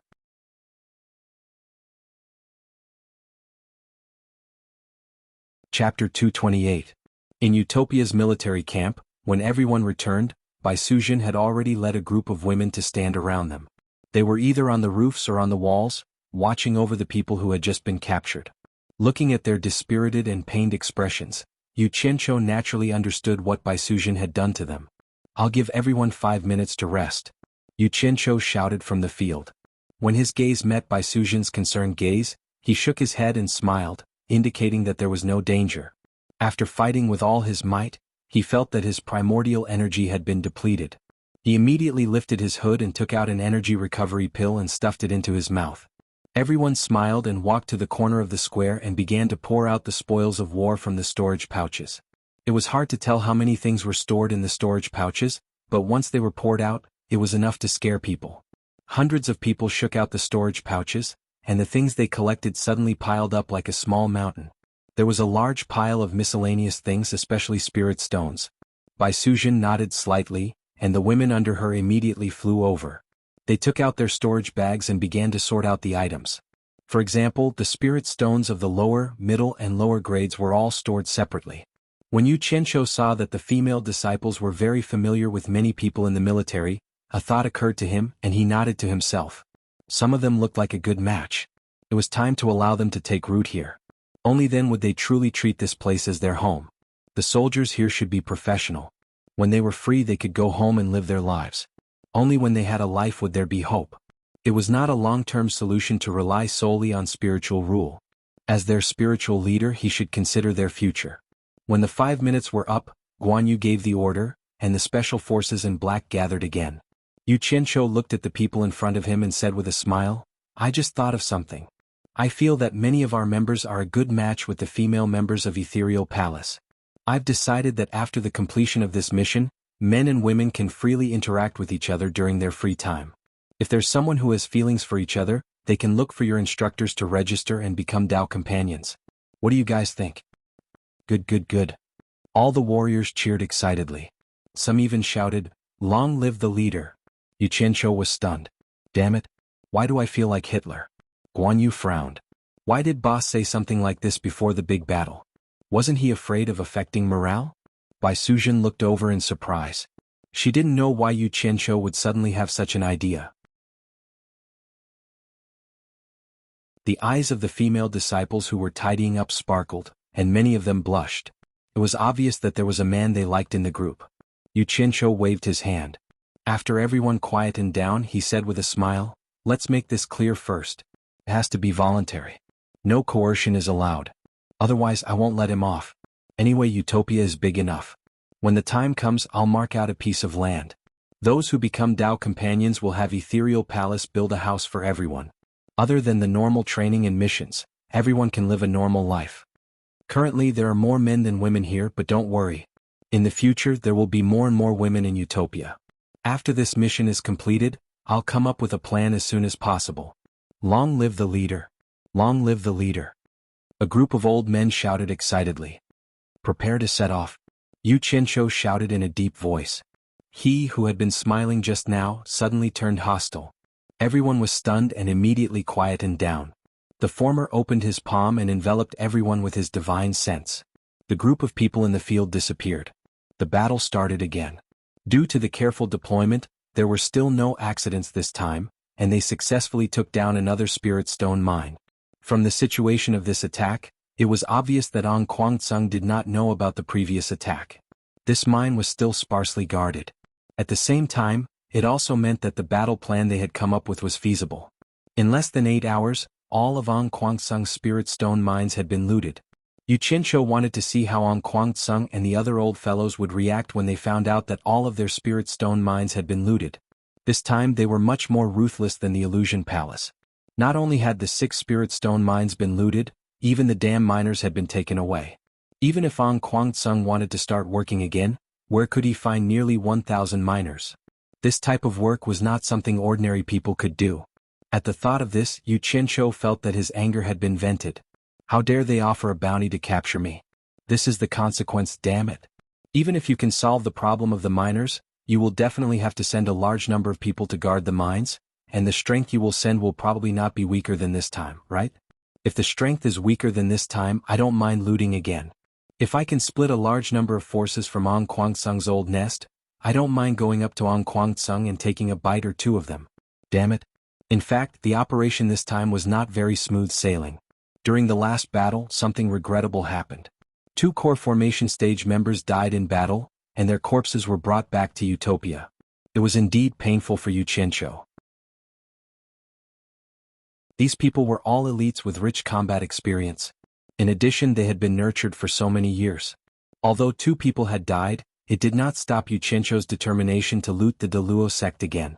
With a command, the troops set off again. At a place not far from the Deluo sect's spirit stone mine, Yu Qianqiu put on a golden mask that he had asked Chen Feng to make before he left. According to the agreement with the Allure Beauty, he found the early-stage tribulation-passing elder that she had sent. The elder was quite curious about Yu Qianqiu. He did not know what kind of person was behind the golden mask, and he could not see through his cultivation. He had no choice but to put on the mask. First, it was to distinguish his identity from the other team members. Second, he did not want the people sent by the Allure Beauty to recognize him. If he was recognized, who knew what kind of trouble he would cause for appearing in so many places in a day? When the elder saw the black-clothed special forces that Yu Qianqiu had brought with him, he was shocked. This was the first time he had seen such a group of cultivators in the cultivation world, especially after the attack had begun. With a gesture, hundreds of people separated and regrouped. They did not even need to say a word. The tacit understanding between the attack and defense was simply amazing. In the cultivation world, a person could leave his back to others without any worries. Just how much trust was this? Before the elder made his move, he also put on the black outfit that Yu Qianqiu had given him. Naturally, he was afraid that the people from the Deluo sect would recognize him as an elder of the Phantom Palace. After he fought with the Deluo sect elder, Yu Qianqiu's troops went all out. Since 2 of their comrades had died last time, this time they were as ruthless as they could be. They would not let go of their opponents until they were completely out of breath. Once the aura of breaking 1,000 armies was unleashed, it would be incredible. The Deluo sect, which was originally thought to be much more difficult to defeat than Ong Kwangsung, was unexpectedly faster than Ong Kwangsung. However, Yu Qianqiu's idea of leaving as many people alive as possible to bring back to Utopia was shattered. All the Deluo sect disciples who were guarding the mine were killed. The battle on Yu Qianqiu's side had already ended. The 2 tribulation stage cultivators fought from the sky to the ground, and from the ground back to the sky. Seeing that the elder sent by the Allure Beauty was unable to defeat the Deluo sect elder and even seemed to be at a disadvantage, a few nascent soul cultivators rushed forward to help. However, something unfortunate happened. The difference in strength between the tribulation stage and the nascent soul stage was like the difference between heaven and earth. The Deluo sect elder swung his sword in the air, and a sharp sword light slashed out. 2 of the 4 nascent soul cultivators who rushed forward immediately turned into a rain of blood. Yu Qianqiu's eyes were bloodshot. He roared crazily and called the remaining 2 people back. Then Bai Sujin, dressed in white, appeared in the air.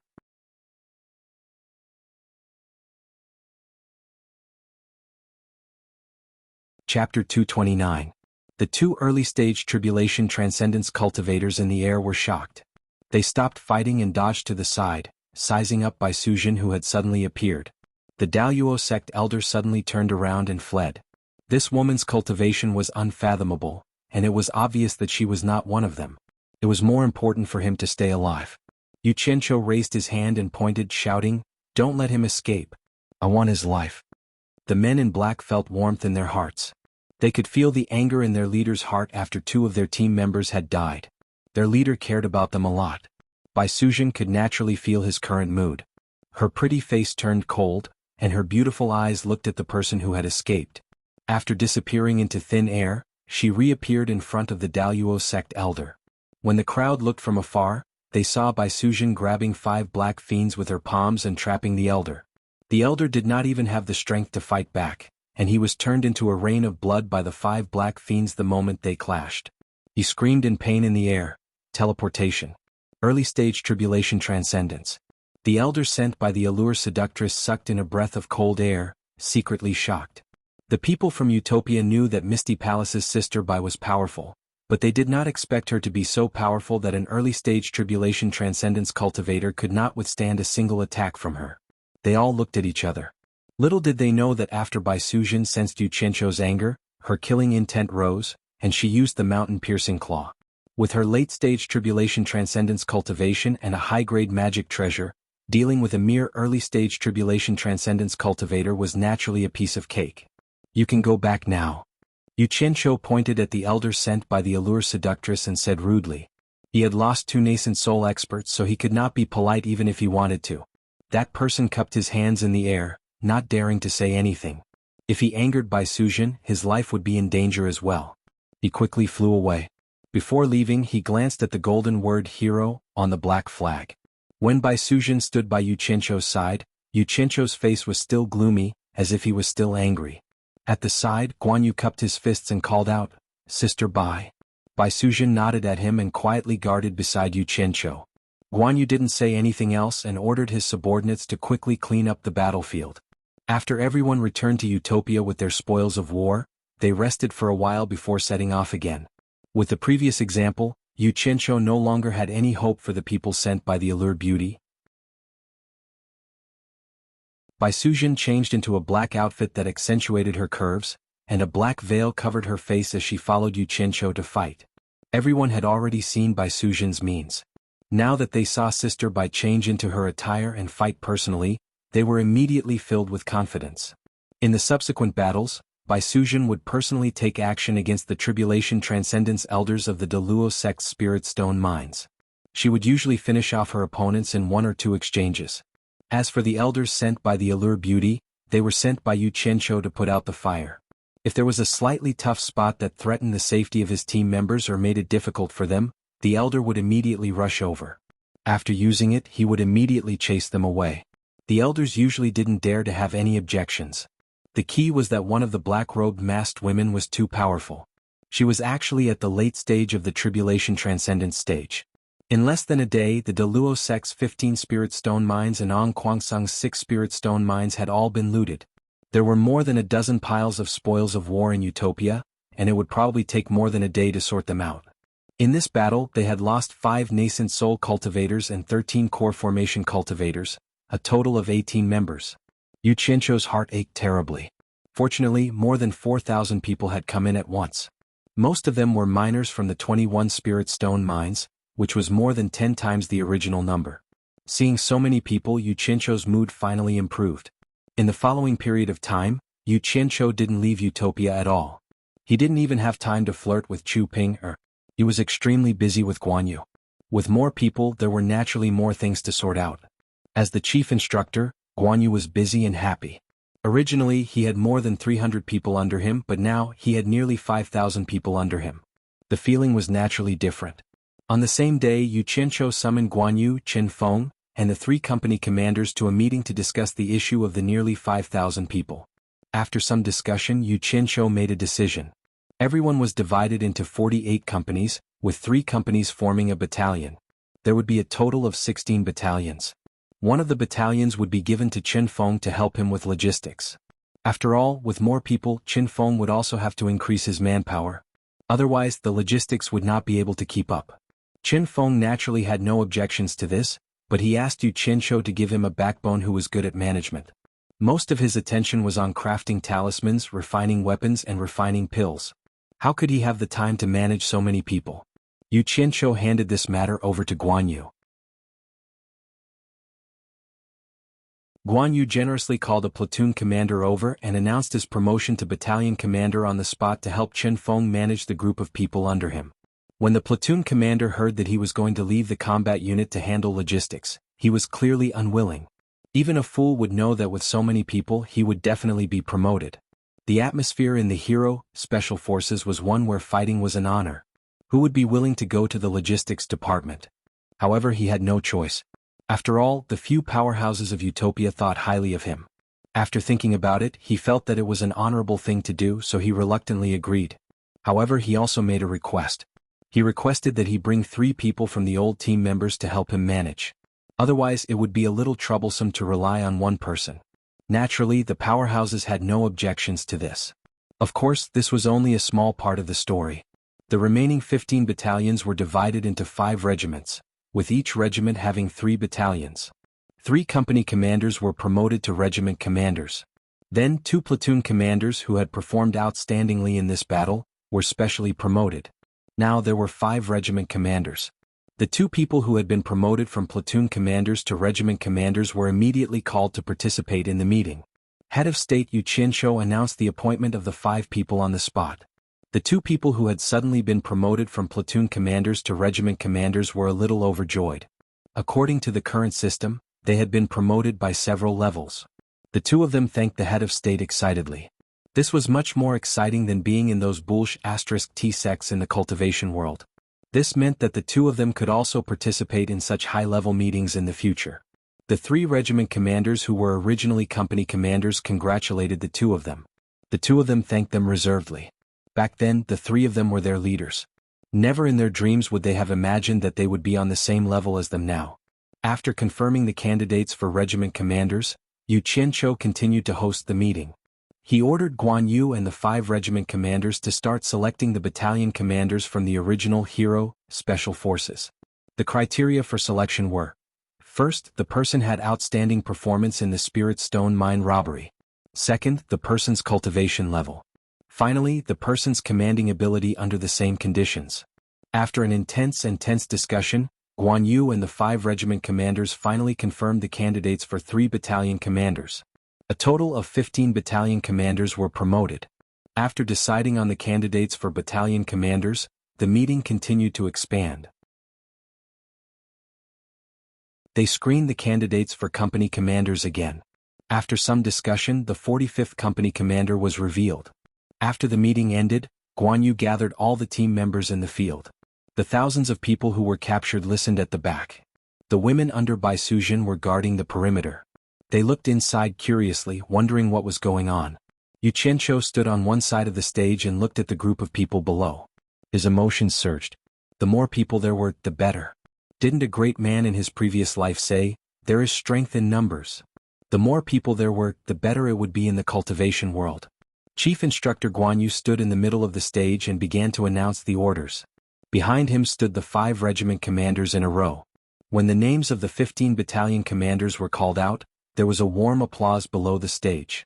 It was the same when the 45th company commander was appointed. After the orders were announced, Guan Yu announced the process of the appointment. Those who were not selected but had similar cultivation levels were instantly annoyed. If they had known this would happen, they would have risked their lives during the robbery. So, how enviable. It was a great honor to be personally appointed by the head of state. The women under Bai Suzhen looked at the members who were promoted, and their faces were filled with admiration. The team members also accepted the congratulations from their teammates excitedly. The enthusiastic atmosphere made the captives envious. For a moment, the entire field was filled with applause and congratulations. In the end, Guan Yu ordered the 5 regiment commanders again. He gave them half a day to confirm and report the platoon commanders and squad leaders of their subordinates as soon as possible. He also assigned the thousands of captives to their respective subordinates. The 5 regiment commanders accepted the order and the intense work of assigning people began. As for the person belonging to Qin Feng who was promoted from platoon commander to battalion commander, he picked 3 old team members who had not been promoted to be company commanders. The 3 old team members immediately rolled their eyes and sent him off. They were not too willing to go to the logistics department. If they went to the logistics department, there would be no more battles to fight and the next chance to gain merit would be gone. That person did not care so much. He laughed and said, "From today onwards we are brothers in hardship. Don't be long-winded and follow me." Therefore he took over 300 captives and left with Qin Feng dejectedly. After the personnel were allocated, Yu Qianshou first ordered the construction of a Utopia Hero Monument. On this day every year, it would be used to remember the members who had died in battle for Utopia. In the future, as long as there were members who had died in the line of duty, they would be buried in the cemetery behind the monument for everyone to pay their respects. In the following days, Yu Qianqiu was still very busy. He had to implement the marriage policy that he had promised everyone as soon as possible. He also had to expand and renovate the barracks as well as the treatment of officers at all levels, as well as the training plan for the future. Utopia began an unprecedented construction project. Other than building barracks, they also had to build villas of different levels for officers at the battalion level and above. Yu Qianqiu's idea was that since there were so many levels, he should let his subordinates who had reached a certain level enjoy a certain level of treatment.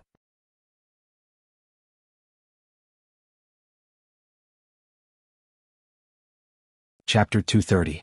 He was so busy in Utopia that he did not know that the cultivation world outside was in an uproar. The 21 spiritual stone mines of the Daluo sect and Ong Kwang-tsung had been attacked on the same day. None of the guards or miners were left alive. Both sects only found out about this a few days later. The entire Daluo sect was shocked, as was the entire upper echelon. After all, it was the second largest sect on the righteous path. When had it ever suffered such a loss? Therefore the entire Daluo sect took action. First, they sent a large number of guards to protect the spiritual stone mines. Then, they searched for the culprit and informed the Cultivation Alliance, requesting the various sects in the Cultivation Alliance to help find the culprit. Ong Kwang-tsung was furious. Their spiritual stone mines had already been robbed by the Phantom Palace once, and this time the culprit was even worse. They had looted all their mines, not leaving a single person alive. During this time, the Blue Light sect had been in trouble again and again. No one knew what bad luck they had. First, more than 10 disciples were killed. Then, a dignified sect leader was killed. Then all the spirit stone mines were looted. The most embarrassing thing was that Ong Kwang-tsung had already suffered great losses in the battle with the Blood Demon Palace. They did not have enough manpower to begin with. Now that they had lost so many people, if they were to send another group to guard the 6 spiritual stone mines, Ong Kwang-tsung would be in danger if someone took the opportunity to cause trouble. But they could not just throw away the 6 spiritual stone mines for nothing, could they? This was the foundation that supported Ong Kwang-tsung's foothold. Without the spiritual stone mines, their title as the 6th largest sect on the righteous path would probably be lost. In desperation, Ong Kwang-tsung informed the Cultivation Alliance about this and requested the various sects on the righteous path to help. Yu Qianqiu's attack had indeed hurt Ong Kwang-tsung's lifeline. However, he was not in the mood to care about this. He was busy building a house in Utopia. When the news reached the Cultivation Alliance, all the sects were shocked. Only then did they realize that the 2 sects were attacked on the same day. Especially from the small black flags left in the 21 spirit stone mines, it was clearly done by the same group of people. But who could have such strength? There were 6,000 to 7,000 people in these mines. Not a single person was left alive in a single day. It was simply unimaginable. Such a large-scale looting operation would require at least a few thousand people to act at the same time, right? With so many people being mobilized in the cultivation world, how could the sects not know about it? This was especially true for the Daluo sect's 15 spirit stone mines, each of which was guarded by a tribulation transcendence stage expert. Didn't the murderer also have the ability to send at least 15 experts at the crossing calamity stage? The only thing they could be sure of was that this incident had been meticulously planned. Otherwise, the 2 factions wouldn't have only received the news a few days later. The 2 golden words on the black flag, hero, what did it mean? Could it be that some sects were deliberately trying to deceive people? The sects of the Cultivation Alliance were shocked, and everyone began to feel insecure. They all secretly speculated that if such a force came for their sects, would they be able to resist it? No matter how hard they thought, they couldn't imagine that Yu Qianqiu had led a few hundred people to raid 21 spirit stone mines in a single day just by relying on the miraculous effect of the golden bead. After all the suspicions, the sects of the Cultivation Alliance who were discussing in the Hundred Flowers Valley all targeted the diabolism. From the fact that all the people who were attacked this time were from the righteous path, it could be seen that the murderer was obviously not interested in the righteous path. There were also people who suddenly had a strange suspicion. Could this have been done by Yu Qianqiu? During this period of time, the Daluo sect and Ong Kwang-tsung were wantonly trying to arrest him. Could it be that Yu Qianqiu was deliberately taking revenge? Didn't they say that he had appeared in Swallow City with hundreds of men in black?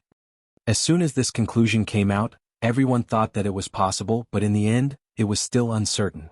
Unless Yu Qianzhou had another 20 teams of hundreds of men in black, it would be more likely. Otherwise, it would be impossible for him to make such a big move. Even if it was Yu Qianzhou who did it, someone must have lent them to him. Who in the cultivation world would lend so many people to a core formation stage cultivator? Then there was only one possibility, the diabolism. Back in the 100 Flowers Valley, didn't they see that Yu Qianzhou was very familiar with the people from the diabolism? Of course, this was just the speculation of the various sections.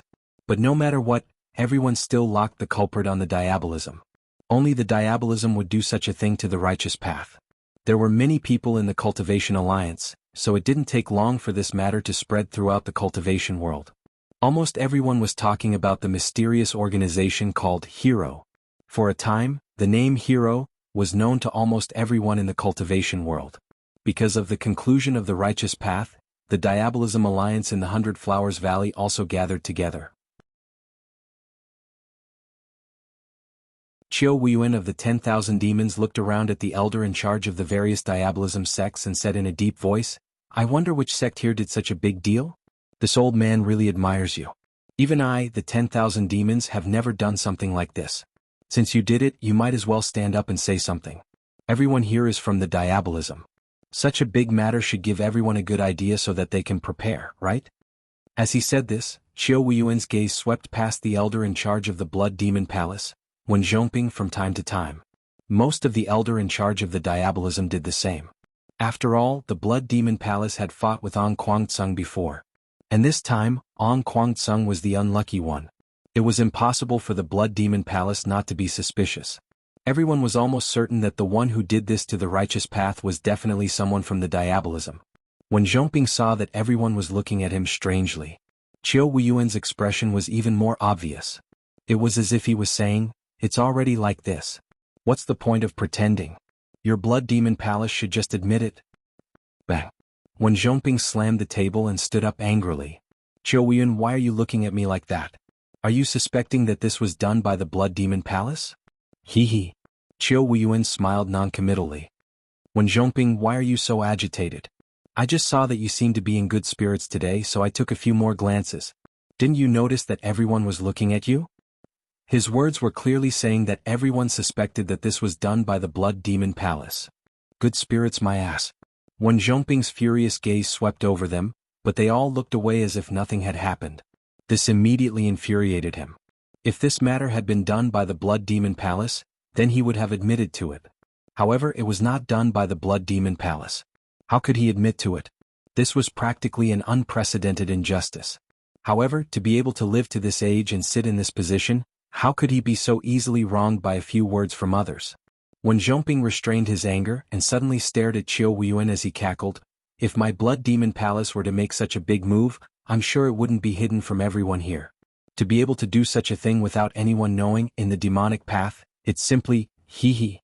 10,000 demons is indeed a good move." Qiu Weiyuan was stunned. He saw that everyone was suddenly looking at him with a thoughtful expression. He immediately said angrily, "Bullsh *T. If this was done by the 10,000 demons, then I, Qiu Weiyuan, will die a horrible death. When Zhongping, if you have the guts, make an oath too." "Let's do it."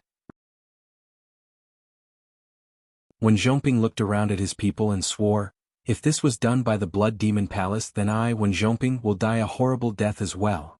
Now that the two of them had even sworn oaths, there was no reason for the others to suspect anything. However, this was something that even the Blood Demon Palace couldn't avoid being discovered. If other smaller sects had done it, they naturally wouldn't be able to hide it. Therefore, everyone racked their brains but still couldn't figure out who did it. Logically speaking, who else but the diabolism would do such a good thing? Everyone. Qiu Weiyuan suddenly stood up and looked around. He frowned. "Let's not talk about who did this for now. Without a doubt, the righteous path has their eyes on the diabolism. Everyone, send the news back to your sects as soon as possible so that they can prepare in advance." Therefore, not long after, the entire diabolism seemed to be facing a great enemy.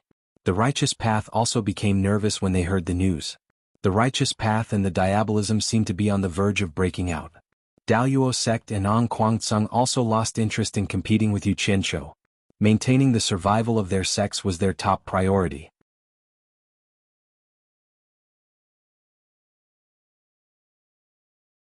Chapter 231. The only person in the outside world who knew that the Spirit Stone mine had been attacked was the Allure Temptress. However, she had also gotten the wrong idea. She thought that Yu Qianqiu had sent out 21 teams at the same time. When she received reports from the 15 elders that experts at the late-stage tribulation stage had appeared in all 15 places, the Allure Temptress was shocked.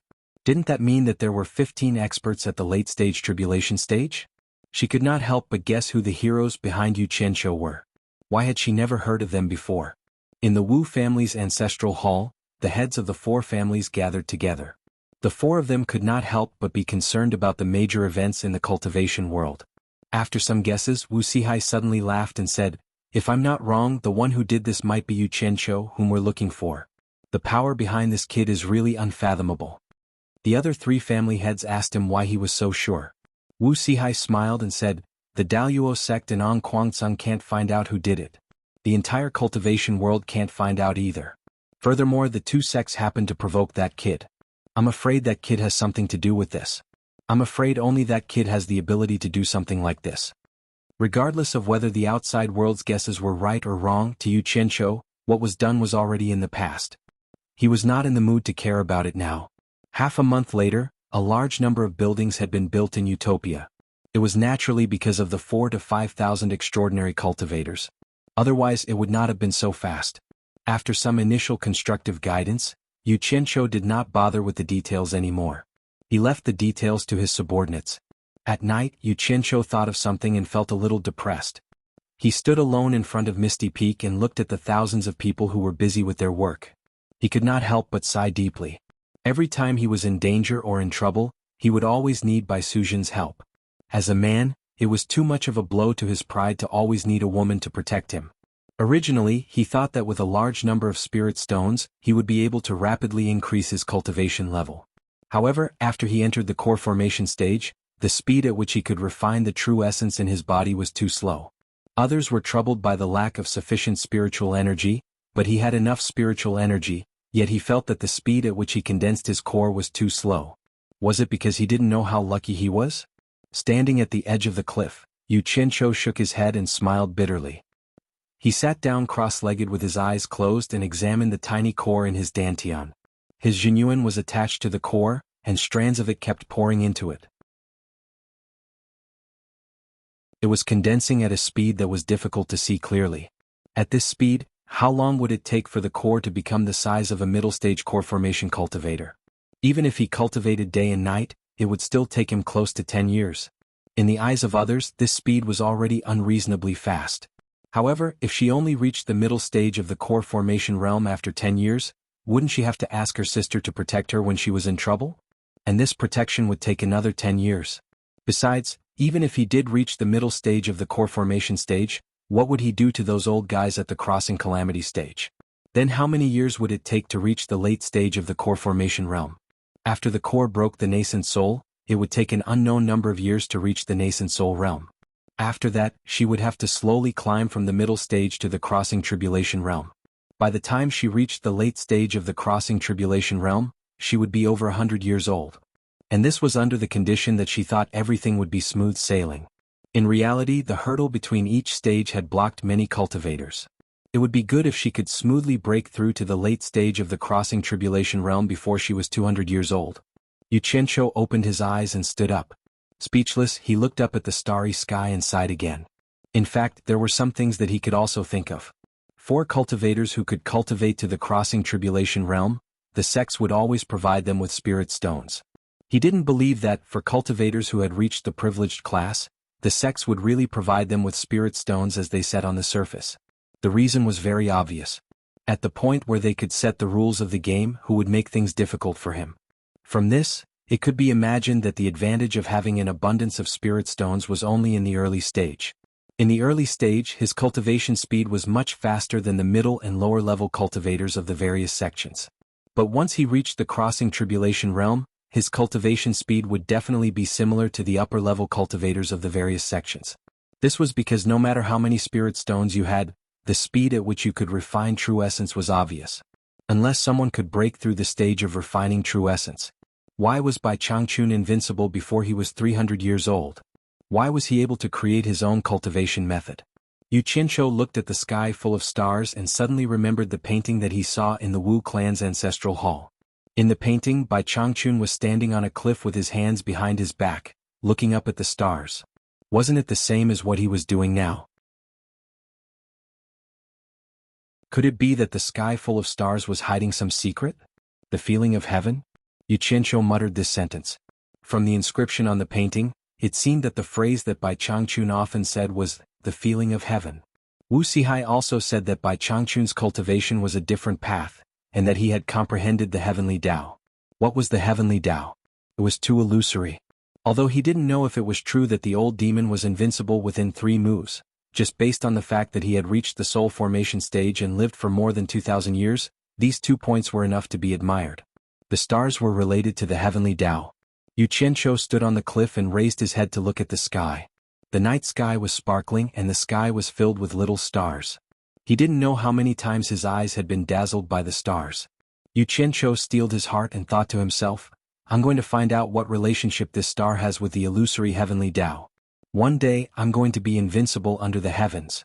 The night dew was deep, and Yu Qianqiu's clothes were already drenched in a thin layer of cold dew. However, he didn't know that on the roof of the ethereal palace, Bai Suzhen was staring at him with a puzzled expression. Seeing that he seemed to be competing with the night sky, she would also look up at the sky from time to time, but she didn't find anything special. The sky was turning white, and the stars in the sky gradually faded. Yu Qianqiu raised his hand and massaged the back of his neck, which was a little sore. After working hard for a whole night, he still couldn't figure out anything. He didn't even know if this bullshit heavenly Tao was real or not. He could only dejectedly stop his cultivation and return to the ethereal palace to catch up on his sleep. However, people were like this. Once they were interested in something, it was enough to attract people for a period of time. At least, it would be like this until they were completely tired of it. Therefore, Yu Qianqiu spent a few consecutive nights watching the stars on the cliff, trying to figure out something. In the end, he spent more than 10 nights watching the stars. However, it seemed that he wasn't fated with the heavenly Tao. Apart from the slight movement of the stars in the night sky every day, there was nothing else. Using the knowledge from his previous life to understand, it seemed that it was due to the rotation and revolution of the stars. After a few more nights, Yu Qianqiu really couldn't stand it anymore. Not only did he look at the stars at night, no matter what he did during the day, his mind would be filled with stars swaying in front of his eyes. He could almost memorize the stars in the sky. He was a little strange, which made those who were concerned about him a little anxious, but he said that he was fine. At night, Yu Qianqiu habitually walked up the cliff. Just as he reached the edge of the cliff, Yu Qianqiu gave himself a fierce slap, waking himself up. Damn it. If this continued, he would become crazy. Perhaps that whatever Tan Fei drew was just a Bai Changchun-style stargazing map, but he took it seriously and foolishly stayed here to watch the stars every day. If it was really useful, why would the 4 great clans still need to do business? They would have long been watching the stars every day. Stupid as can be. Yu Qianqiu scolded himself, feeling as if he had suddenly come to a realization. He thought to himself, if I have this time, I might as well refine a few good flying swords.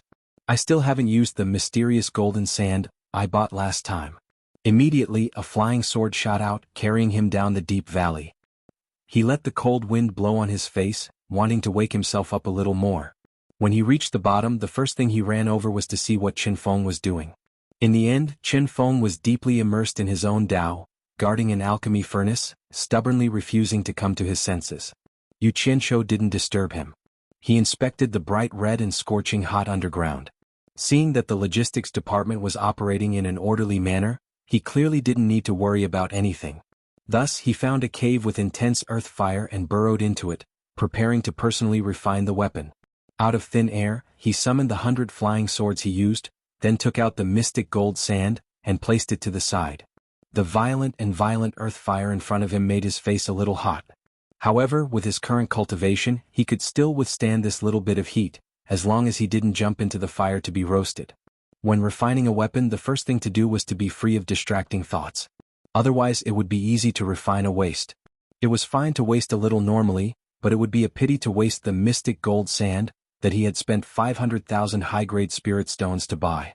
Exhaling and concentrating, his state of mind should have gradually stabilized, but unknowingly, the sky full of stars that had been deeply engraved in his mind for the past few days came out again. He didn't know what was going on. Being in the cave with his cultivation, he should have only felt a little hot on the surface of his body, but because of the sky full of stars that suddenly appeared in his mind, it seemed to subconsciously guide the true essence in his body to do some strange circulation. The heat that should have been blocked outside of his body was actually drawn in through the pores on the surface of his body, and integrated into the true essence in his body to circulate. His body immediately became warm, and the heat outside of his body didn't seem to have that scorching feeling anymore. While in a daze, Yu Qianqiu suddenly came to his senses.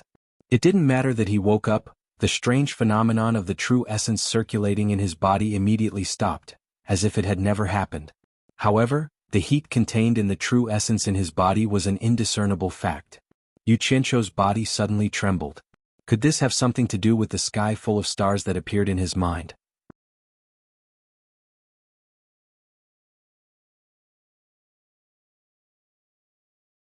Chapter 232. Could this be the so-called heavenly Tao? Yu Qianqiu was a little excited. He had never seen such a phenomenon before when he was refining here.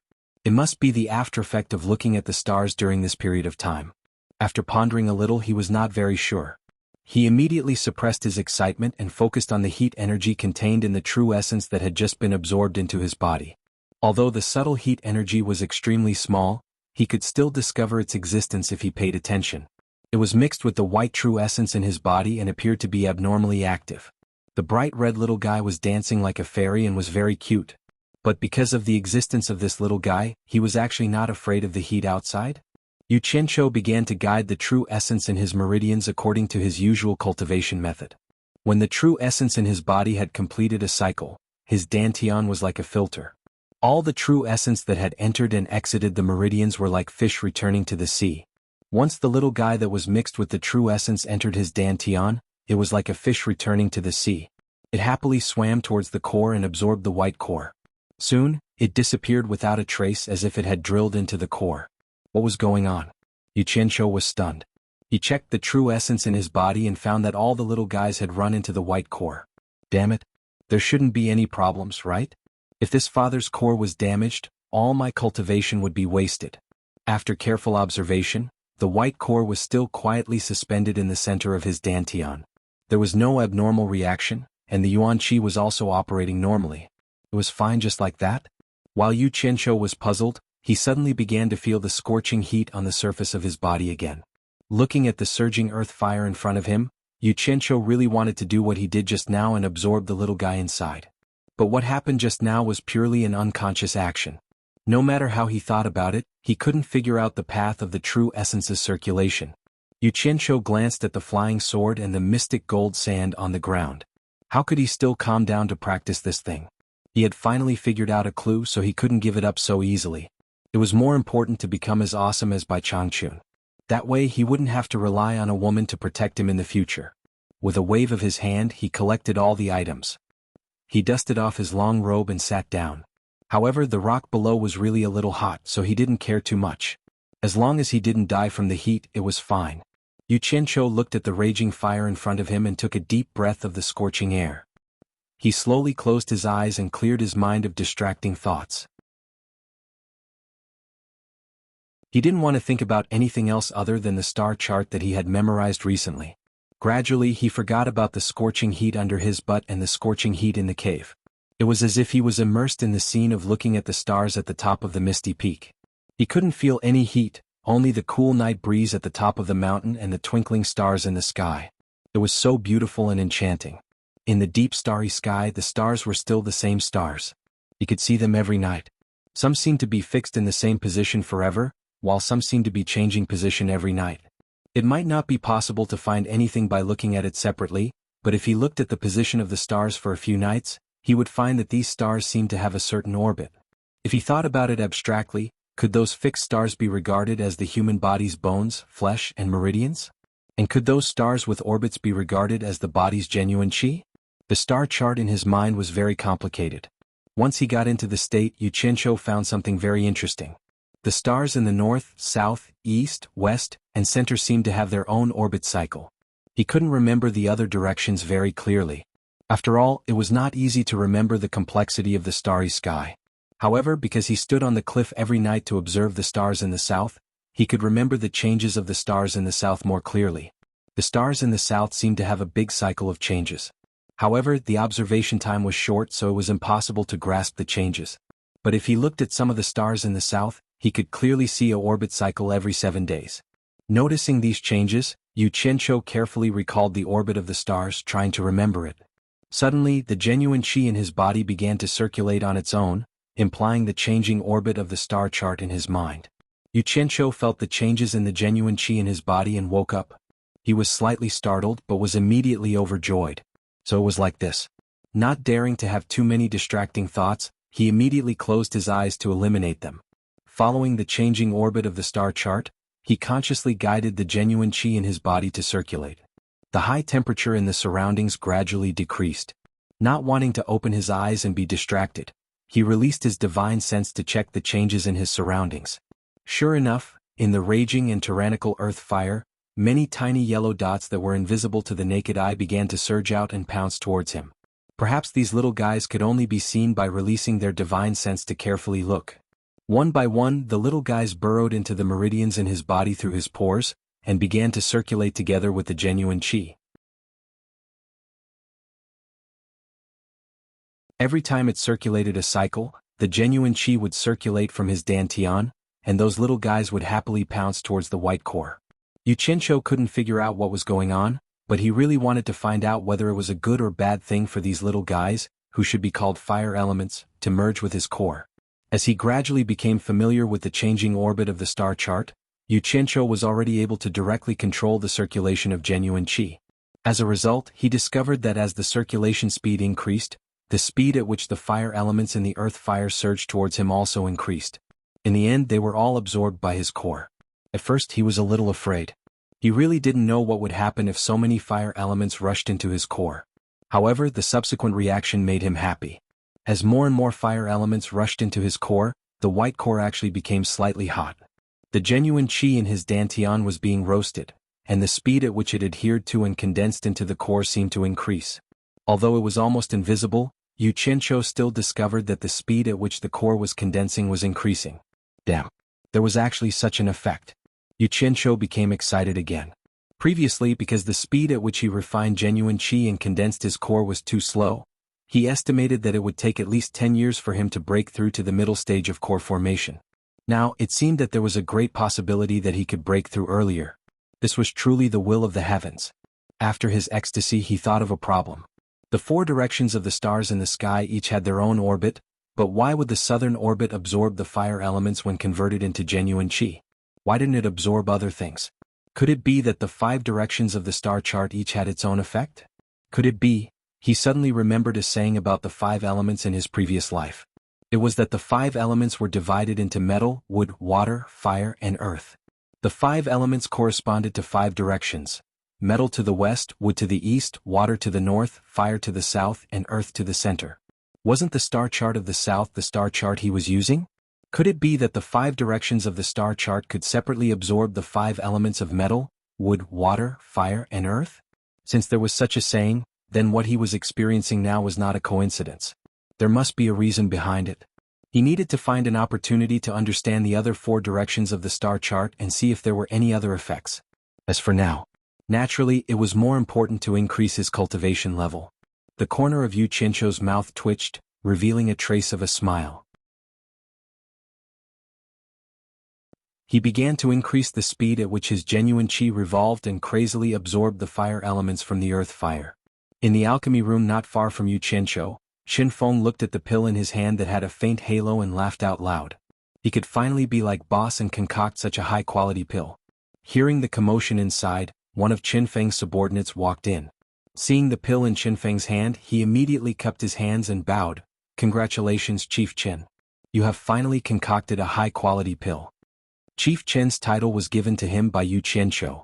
It meant that he was the person in charge of logistics, so he was called Chief Qin. Qin Feng's subordinates also called him this. Yes, it wasn't easy. Qin Feng sighed and turned to ask, "How many days did I stay in the alchemy room this time?" 13 days, the person replied. 13 days? Now that you mention it, I am a little hungry. Qin Feng rubbed his shriveled stomach. He had not reached the core formation stage yet, so it was a little unbearable to not eat for a long time. Tossing the pill in his hand, Qin Feng smiled proudly and said, I'll go see if boss is here. Just because I concocted a high-quality pill, he has to get me something good to eat. Chief Qin, wait a minute. Boss is here. He came the second day after you concocted the pill and has been staying in a cave. The person knew that the boss he was talking about was the leader. In Utopia, only a few people had the right to call him that. Qin Feng frowned and thought to himself, what is boss doing? He has actually stayed here for more than 10 days. How rare. He waved his hand and said, bring me to him.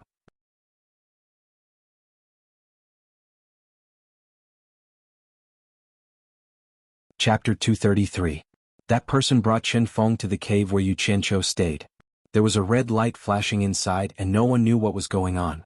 With Qin Feng leading the way, that person dared to go in. When the two entered and saw the scene inside, they were dumbfounded. The red light in the cave was rippling, as if there was something wandering in the air.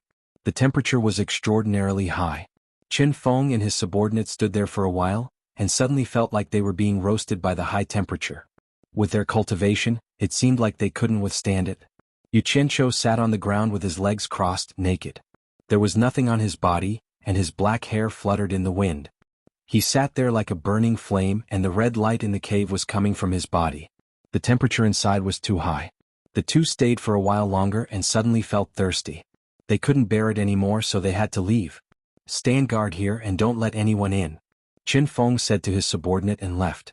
The situation was a little strange and he needed to find someone who could make the decision. Not long after, Bai Suzhen hurriedly followed him. Seeing Yu Qianqiu sitting there naked, Bai Suzhen looked a little embarrassed. She didn't know what to do. Fortunately, Qin Feng was afraid of the high temperature and didn't dare to come in again, or else it would be even more embarrassing. She didn't know what was going on, so she walked closer to observe. After walking to Yu Qianqiu's side, Bai Suzhen was shocked. The closer she got to Yu Qianqiu, the higher the temperature. When she was a few steps away from him, even with her cultivation at the end of the tribulation stage, she couldn't withstand the high temperature, so she had to turn around and retreat. Even she couldn't withstand the high temperature, so how could he sit there as if nothing was wrong? However, from the faint smile on Yu Qianqiu's face, she could tell that he seemed to have gained something, so she shouldn't worry. Thinking about how Yu Qianqiu would stare at the starry sky every night, she guessed that he was cultivating a strange spell. With confidence in her heart, she retreated out of the cave. Bai Suzhen instructed Qin Feng, he is fine. Send someone to stand guard here. Don't let anyone disturb him. Qin Feng respectfully agreed. The former quickly walked back. She was eager to know what secrets were hidden in the starry night sky. At this moment, Yu Qianqiu was immersed in his own world and didn't pay attention to anything happening in the outside world. His core was growing at a visible speed, and he believed that the middle stage of the core formation realm wouldn't be far away. Not long after Bai Suzhen left, 2 purple best quality spirit stones appeared in his palm. The majestic spiritual qi in the spirit stones turned into a trickle and flowed into his body through his hands, transforming into white Jin qi, which was then transformed into white liquid Zhen Yuan, which was constantly replenishing the consumed Zhen Yuan in his body. At this moment, the core formation seemed to have absorbed enough fire elements. The fire elements that entered the Dantian no longer entered the core formation and began to rush towards the walls of the Dantian. Yu Qianqiu could clearly feel that the fire elements were being absorbed through the walls of the Dantian and began to spread towards his internal organs. Then it continued to spread to his meridians, limbs and bones, all the way to the surface of his body, hair and skin. Yu Qianqiu was somewhat surprised by this change, but he wasn't afraid. This was because he could feel that the fire elements didn't have any malicious intent towards him. Instead, he faintly felt that they were connected. Since the little ones like it, then come. I want to see how big of a surprise you can give me. With a thought, he sped up the absorption of the spiritual qi from the best quality spirit stones in his hand. The spiritual qi entered his body and was quickly transformed into Zhen Yuan. The original purple light of the best quality spirit stone immediately dimmed. When all the purple light was used up, the spirit stone was crushed into ashes and fell from his palm. After the spiritual qi was completely transformed into Zhen Yuan, the circulation within his body increased to the limit. The fire elements in the earth fire were continuously absorbed into his body and were stored in his Dantian. He didn't know how much time had passed, but when the fire elements filled his whole body, including his meridians and dantian, his body felt as if it was about to burst. He didn't dare to absorb any more and stopped the circulation of the magic art. Looking at the core formation in his dantian, it wasn't far from the middle core formation stage. Yuqianqiu was wild with joy. He didn't expect that the fire elements in the core formation stage would have such a miraculous effect. Even if he didn't cultivate, he was still constantly refining the Zhenyuan to solidify and enrich himself. At this rate, his cultivation would break through to the middle core formation stage in a few days. Yuqianqiu opened his eyes and let out a breath. He slowly stood up, feeling that his body was full of energy and extremely comfortable. He probably didn't even know that at the moment he opened his eyes, a ball of leaping flames flashed in each of his pitch-black pupils. It was a very strange sight to behold. Yuqianqiu was about to leave the cave when he suddenly found his abnormal state. His expression immediately twitched. Damn it! What's going on? How come I'm naked? His gaze fell on the place where he just sat and he suddenly understood. He was afraid that it was related to the fire elements he absorbed. There was a layer of ash on the ground where he just sat. He touched his scattered hair and found that the crown that was originally on top of his head was also gone. It seemed that other than his body, everything else was gone. The crown was made of fine copper. How could the fire elements be so powerful? Yuqianqiu couldn't help but be afraid. It didn't matter if he was naked now, but if one day he was suddenly burned in front of everyone, it would be terrible. Yuqianqiu looked at the entrance of the cave. Fortunately, there was no one. He quickly took a set of clothes out of thin air and put them on.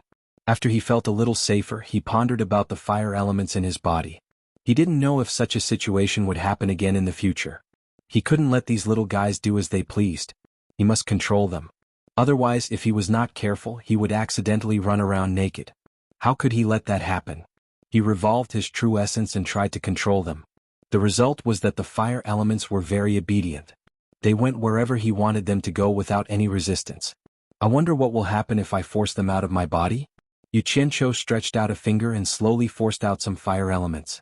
Only to hear a puff sound, a small flame stood on his finger and burned. Yuqianqiu was shocked. Don't turn my finger into a grilled sausage. He quickly patted and blew on it, trying to extinguish it. Yuqianqiu was surprised. Not to mention that this flame couldn't be extinguished. Why didn't I feel any pain when it burned on my hand? Not even a little heat? How could this be? After his state of mind calmed down, he immediately discovered that this flame was abnormally beautiful. It was much darker than ordinary flames. Moreover, it had a faint feeling that it was connected to his mind. With this feeling, he tried to revolve his true essence to control it. After a try, he found that he could really control it. As he retracted his true essence, the flame gradually shrunk and disappeared back into his finger. Tsk tisk. Yuqianqiu repeatedly praised. The fire elements were forced out again and the flame appeared again. After a while, it went back into his body. After a few attempts, he found that the more fire elements he used, the bigger the flame would be. Moreover, he could easily control it. After understanding the mystery, Yuqianqiu suddenly clenched his fists. His whole body suddenly emitted a raging fire, and he stood in the raging fire unscathed. Looking at the clothes on his body, with the protection of his true essence, they were indeed undamaged. He could completely control them, so there was no need to worry. In the fire, Yuqianqiu looked around the cave. His eyes fell on a stone wall. Suddenly, a small flame appeared on his finger. With a flash of red light, a charred hole appeared on the stone wall. You're tuning in to the Han Li's Wuxia Adventures YouTube channel. We're so grateful for your support, and don't forget to subscribe to join us on this incredible journey through captivating stories. Your generosity through donations truly makes a world of difference, as it's the primary source of revenue that allows me to expand and enhance this channel for you. Thank you from the bottom of my heart for being a part of this adventure.